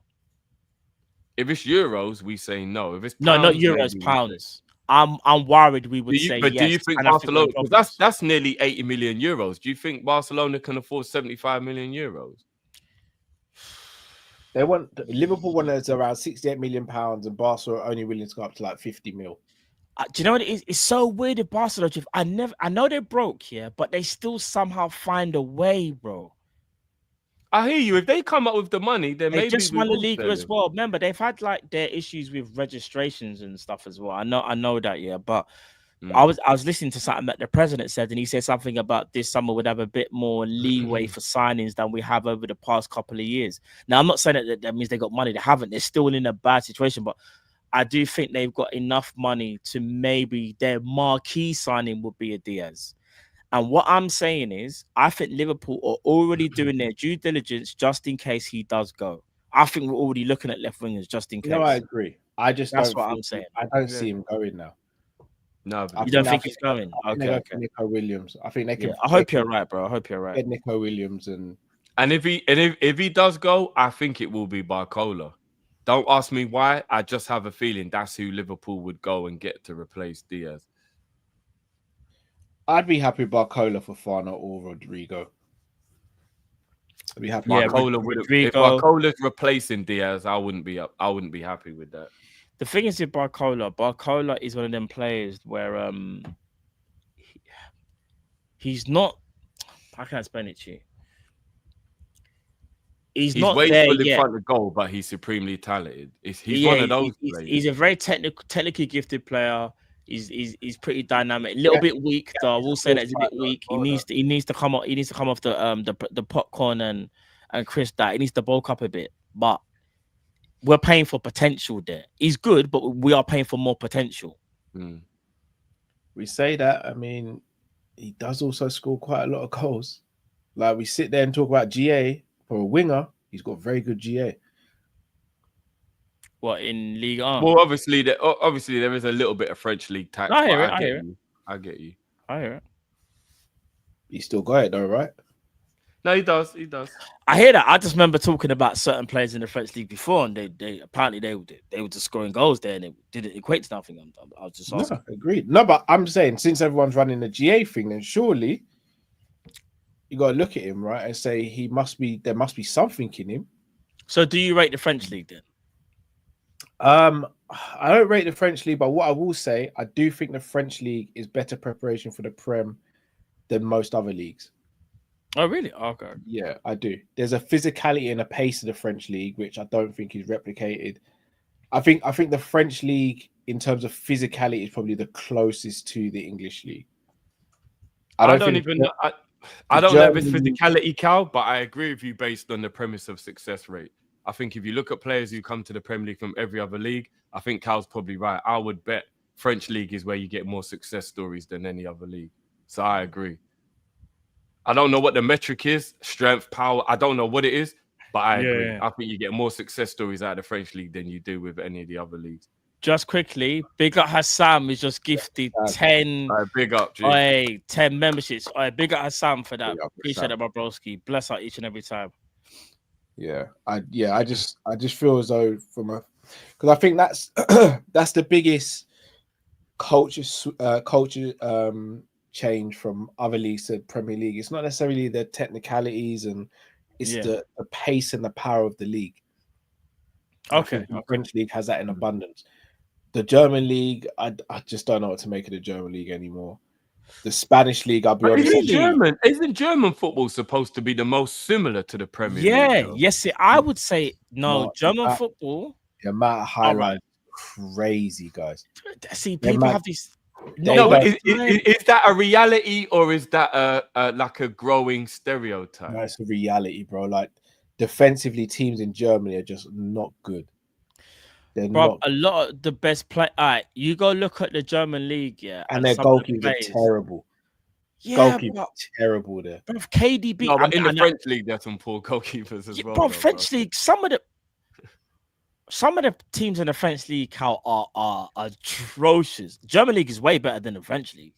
I actually only find myself admiring goalkeeping when I watch Italian football.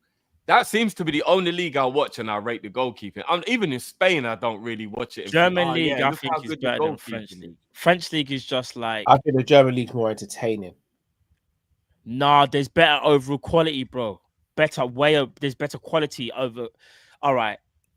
Bayern Munich, Dortmund, Leverkusen, Leipzig. No, but they all most of them make Champions League, bro. Dortmund is not good anymore, bro. Okay, scratch off Dortmund, but historically though, RB aren't great. Leverkusen, bro, other than Paris Saint-Germain, would any French teams be able to beat them though, Cal? Like, no. So you think a Marseille or Monaco can beat a Dortmund or a RB Leipzig? No chance. Yeah. What about Leverkusen? No. What French team could beat Leverkusen? Well, we don't know what they're going to be like under another management, but under Alonso, yeah, because Alonso focused on structure and defensive play and all that. Them lot, I'm telling you, I'm not convinced by Germany. Spain as well. When I'm seeing man like Sorloth go over there and bagging bare goals. No, you can't do that though. Do you know what? Why not, bro? Bro, all right then. If we're gonna do that, then Lyon got knocked out by Man United. No, they did. That's your French league. That's no, do you know what I'm saying? No. But what's the context behind it? The context is Man United. They got batted up in the first leg. Well, man, they didn't get batted up by. Yes, they did. Yes, they did. Man United outplayed them in the first leg, bro. All right, Man United outplayed us at Anfield. Did we get batted up? No, but Lyon lost to Man United over 2 legs, bro. And then, a Hail Mary crazy result, but also in that game, bro, they had a player sent off that shouldn't have been sent off as well. Let's not forget the context now. So what you're saying is Aniso shouldn't have been sent off in that game, bro. So what you're saying is they got lucky. Yes, I am saying Man United got lucky, bro. Against Lyon, they got lucky, man. They got very lucky, bro. You might be thinking of the Bilbao game, bro, because Man United batted up Bilbao in the first leg. You might be thinking. Oh my god, I am thinking of the Bilbao. Yeah, I actually got wrong. Oh my days! You know why? Because I remember seeing the first leg and thinking Bilbao have got nothing. Sorry, that's my bad. But I'm still gonna stand on. it though. You're gonna be wrong and strong. Bundesliga is better than League 1, though. It is. I think it's more exciting, man. I think it's more exciting. They got better players, bro. Yeah, and some of the. I just think the French league isn't as well known as well. Bro, in the French league, other than PSG, name me some top players that in other do you know what I mean? Like we obviously got like Malik Fofanas and you had a Shirky there. This is what I'm saying. I don't think the French league gets the plaudits like a German league, but if from a tactical standpoint, I think the French league is clear. Hold on, from a tactical point, brother. Do you know how bad the German league is? See, I was going to say, all right, this is going to come across a bit cliche. The French league, I think they have maybe more, what's the word I'd say? More individual, like stylistic players. And it kind of goes with what I'm saying. You had your Shirky, Mbappe was there. Bernardo Silva was there. But then when you go to Germany, bro, it's all efficiency. But that efficiency stems from just being the Germans, because they're very, very efficient. Everyone's known that from when football was created. The Germans have always been the most efficient country. And then you've got obviously we could settle this real easy. I'm gonna reel off the list in 1 minute of both teams' best players, and then we can just it'll be easy, right? So I'll start with the French league. So the French league's best players are Marquinhos, Jonathan David, Barcola, Ousmane Dembele. Just name the PSG team. Hakimi. Yeah, the Zay Emery, Zakaria Vitinha, Fabian Ruiz, Lacazette, Nuno Mendes. Turkey, obviously, I've got Ekitike, Lee Kang, and then I'm starting to struggle. The best Bundesliga players are Musiala. Obviously, this is based on the season just gone. Musiala, Elise, Kane, Ekitike, Sesko, Simmons, Pavlovic, Frimpong, Hincape, Davies, Upamecano, Gittins, Openda, Adeyemi, Stiller, Kimmich, Palacio, Boniface. But there's more, and they're more spread out, though, bro. Schlotter, yeah, I'm not gonna lie. Germany's got better players than France, Cal. 100%, Nathan. They have 100%. They have. You're missing the point, though. Just because a country has better players doesn't mean the league's better. Cal, if you put German's 5 teams versus the French 5 French best teams, I think Germany win, bro. Honestly. But the league, from a tactical standpoint, is a mess in Germany, bro. Have you ever sat down and watched Bundesliga games, bro, and seen how open the teams are? Because I had to see what Ekitike was saying, and even when people were trying to tell me about Marmouche, from what I'm saying is the French league. Don't get me wrong, Carl. There's definitely talent there, but I just think the teams... and another. Sorry to cut you, man. Another thing is a lot of the young French players, they leave France at a younger age than the top German talents do as well. But why do they leave? Because there's not as much money in the French league as the German league ain't that great, bro. No, we can't say that. But if they're getting better offers from elsewhere, then they're I'm joking. That is true. But what I'm saying is, if you made a move to Monaco or you made a move to Leipzig, I'm gonna look at that Leipzig move as a bit more of a bigger step. That's just me personally. All right, it's all preference as well. It depends. I'm not saying the French league is. I'm just saying I just think in Europe the German teams are better overall than the French teams, albeit I think the French have the best team, but teams are Germany. I think the French league better prepares you for the Premier League than the German league.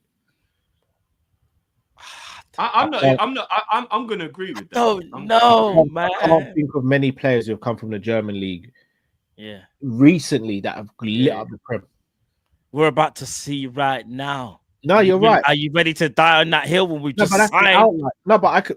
We just signed one of the best players in the world from Germany. He didn't come from France, my broski. Hold on, Kante, Riyad Mahrez, Fabinho, but bare players have left France and gone and done a madness in European football.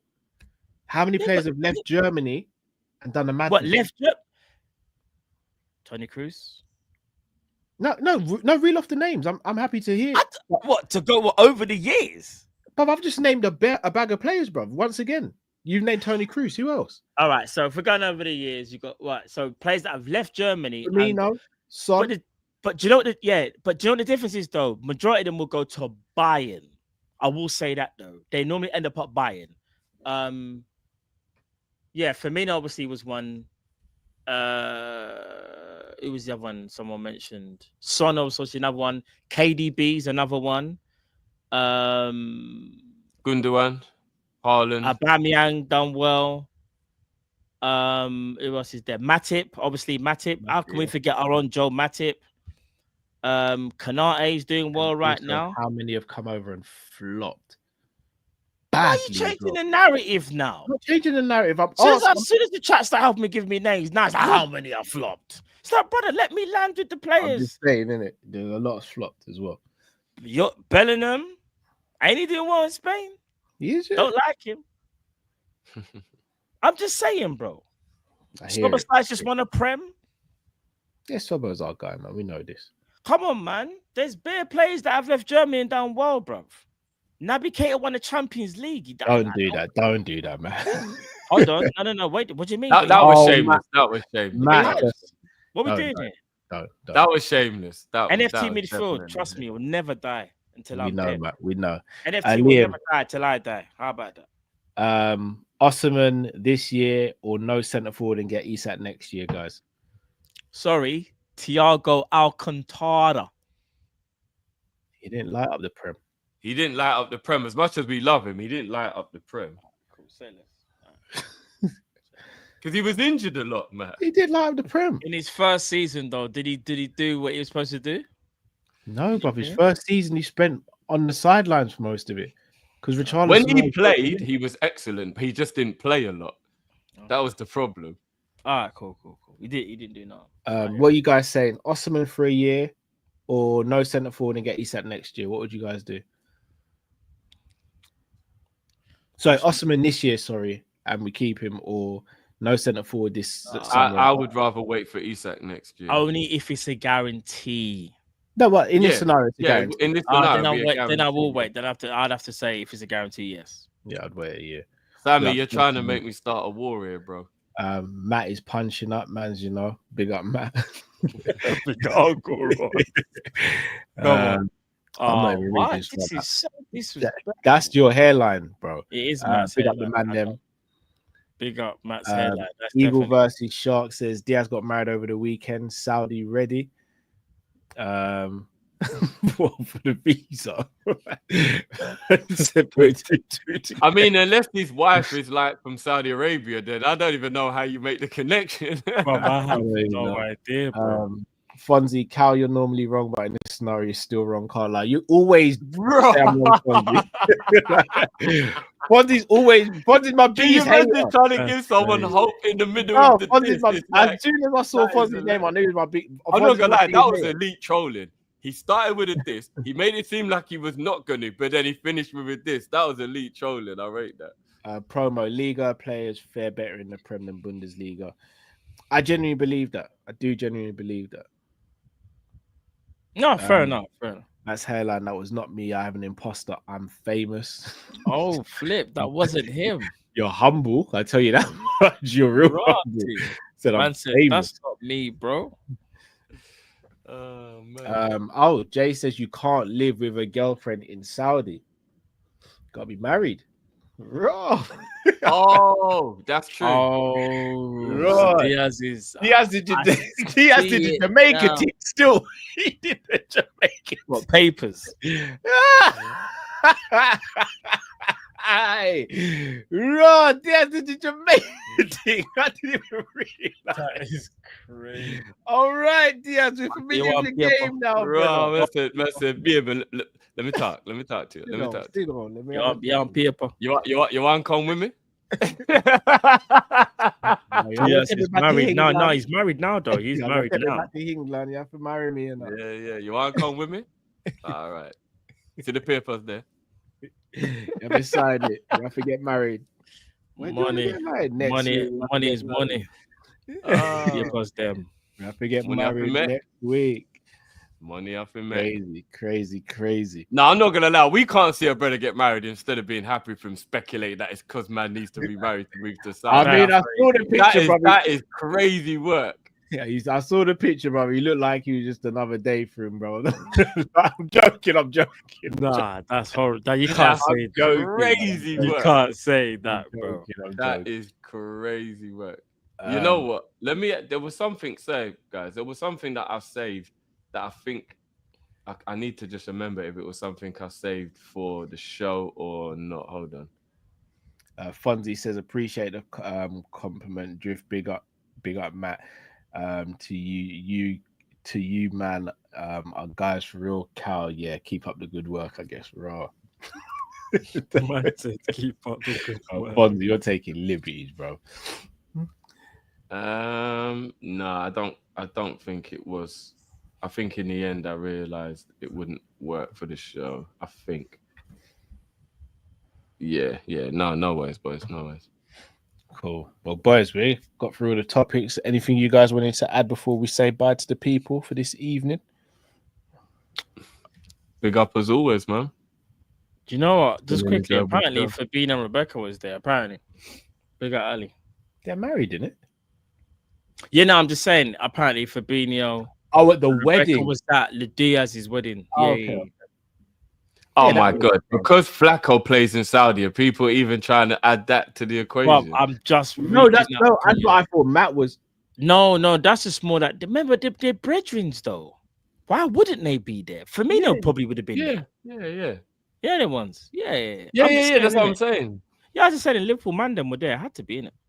Eagle vs Shark says, if I'm not mistaken, in Saudi, unmarried couples can't legally live together. Well, that's all changed. And apparently, if I'm not mistaken, if anyone can correct me if I'm wrong, I think you're not allowed to do stuff in public either.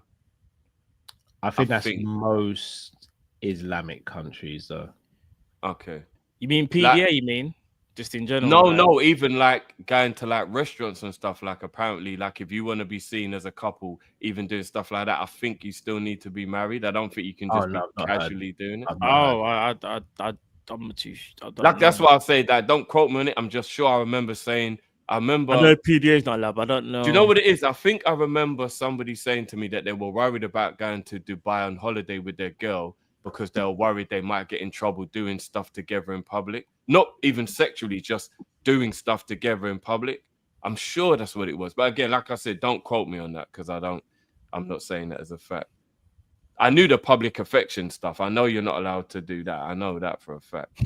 Imran's gone mad.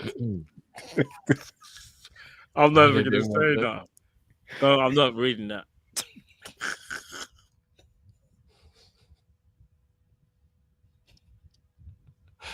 Oh my days.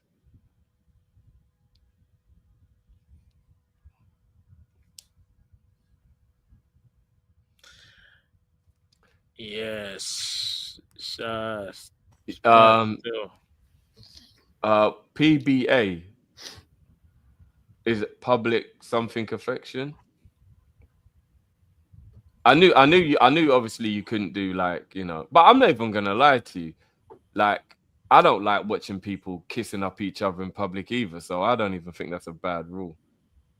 You know, when you're at the train station, there's a couple just trying to eat each other, and you're like, can't you just wait till you get home? Oi, that is a pause, but I hear you. I hear you. Children, bro, children. I hear you. What are you telling me? You ain't seen a couple? No, it's just your wording, man. The way you're wording, like, wording was crazy. You gotta chill, bro. You gotta chill. It's put the fried bag. Time to go home. Yeah, you gotta chill, Drift, bro. You gotta Time chill. to go home, you man. On this type of vibe.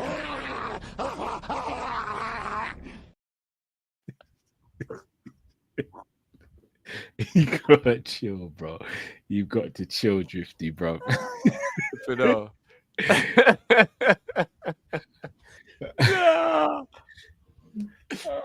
Oh man. One question before you go. Where did I just see it?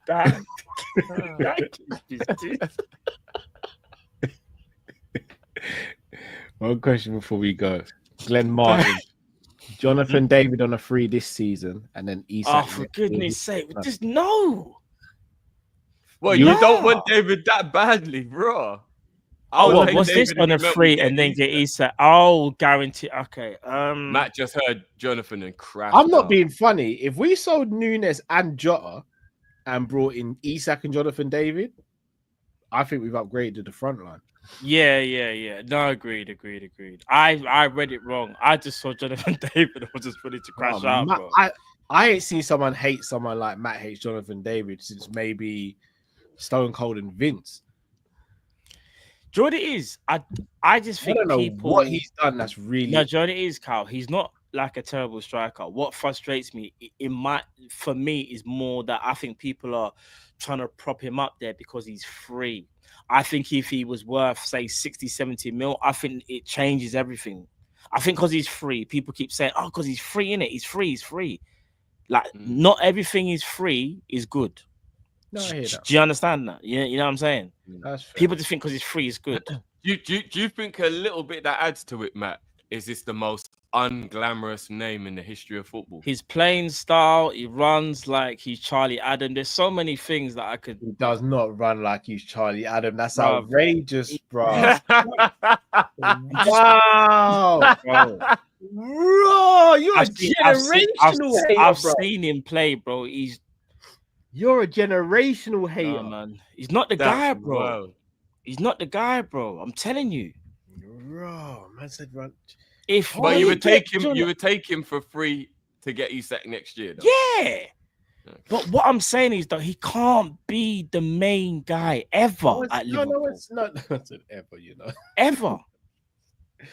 Forever. Honestly, bro. Ever. No, I'll be people listen, man. Understand you don't want Jonathan David at Liverpool, man. If we got Isak and Jonathan David this summer to replace Nunes and Jota, I'll bite your hand off. Yeah, because I'm just thinking that we get Isak, innit? But at the same time, in public, I say again. I didn't catch Well, that. yeah, I don't even know what you even said, you know. I said, oh, what, you'd be eating in public, Cal? No, That's crazy. a It's a bun up again. That's lava that's a again. bun up, pause, lava, volcano, lighter, everything. Where the matches there? Yeah, that's crazy. By the way, no. Calm down. Lipsing up your girl at the train station is on bun up. I just don't want to see it. I just don't want to see it. No, obviously, I'm joking. Yeah, obviously. Yeah. I just don't want to see it. Like, you know, them ones, it's like, don't get me wrong, if they go separate ways, maybe I give them a little bit of blah, but if they got on the train together, I'm like, you lot can wait till you just got home. So why are you hating on the spark, though, If they got a little spark in it. Yeah, but not in public, man. Not in public. Why? What's it? It ain't bothering me, bro. Like, I just turn it right in front of everyone. It's a little, I don't know. I don't want to see that, man. I just turn the other way, bro. Like, no, but I think there's a difference between like obviously your lips in your girl to like you're doing the mad thing. Like, you see how some people mad thing, and obviously, getting I carried don't away. I don't even mean a mad thing. I just mean let me add face into the equation when they're eating each other's face. You know, when it's just like they're going ham. Like, just wait till you get home, man. That's normally when you see them people then when you're coming home from like a late night or something. You just see the people them to alcohol in the system and they just go mad. But whenever it is, I don't. They like just forget where they are. Like, you know them ones. Like do that in your yard, bro. Highest level of PDA holding hands. And this ain't the movie because I'm on the train. There's no screen here.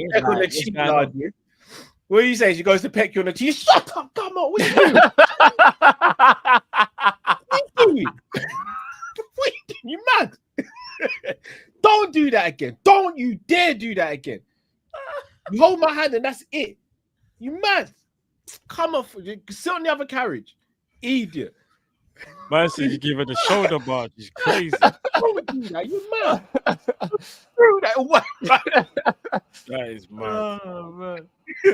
You are. No. Kiss a little peck is fine. Yeah, that's fine. Cool. Tron says, Matt, did you try and quit cigarettes today? Moving mad. How am I moving mad? How am I moving mad? How? Explain, bro. Please explain. Please. Well, I'm saying how moody you've got to be to like compare me to someone trying to quit smoking. That's what I'm saying. Rascal. If I'm in a good mood today, you know. It's what you said about man being running like Charlie Adam, bro. Nah, Jonathan. See, Jonathan. Do you know what? I'm gonna have a look. I'm gonna actually have a look at his running because he can't run like Charlie Adam. Bro, he runs like he's got a parachute attached to him, bro. It's a bit mad. It's a bit mad. I can't lie.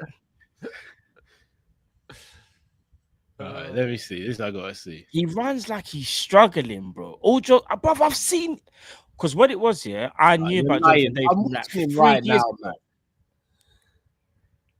From about 3 years ago. Who would you say he runs like, Cal? He just runs like a normal human being. No, he doesn't, bro. No, he doesn't. If you know, you know. Someone said it best. He runs like he's got foot on the gas and the brake. Man, them know what I'm talking about, bro. I don't know. I think Jonathan Dave's getting an unfair shake. Man said Jonathan Dave is one of the man who drives an automatic with both feet. You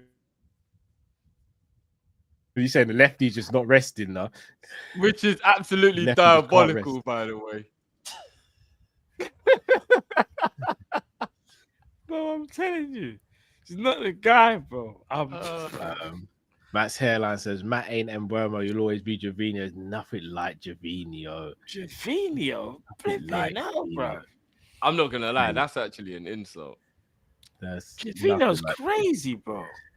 AJ knows ball. Dating advice from my friend who is short 5'5" and lacking self-confidence. What would you suggest to him? Hashtag just for Chiesa.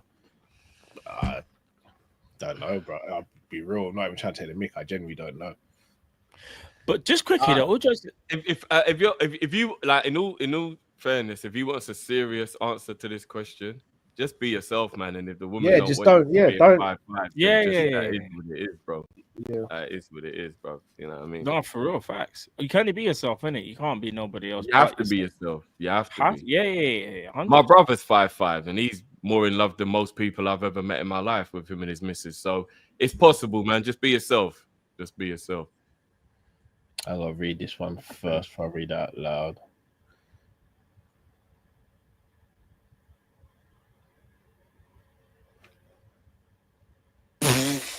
Yeah, I can't read this one out. Like, I'm gonna end the show.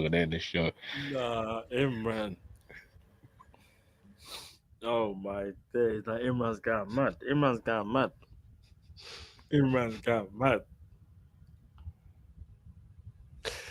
Oh my, there's bad yeah. people going mad. Do you know what? Recently, we've had some nutters in the chat. It's been hundreds, and it seems like it's growing as well by the second as well. Look how the people are going mad. Oh man. Oh, people, smash that like button if you haven't already. Subscribe if you're new to the channel. Until we see you next time, stay safe, stay blessed. We Kopish out, people. Enough love. Peace. Love, peace.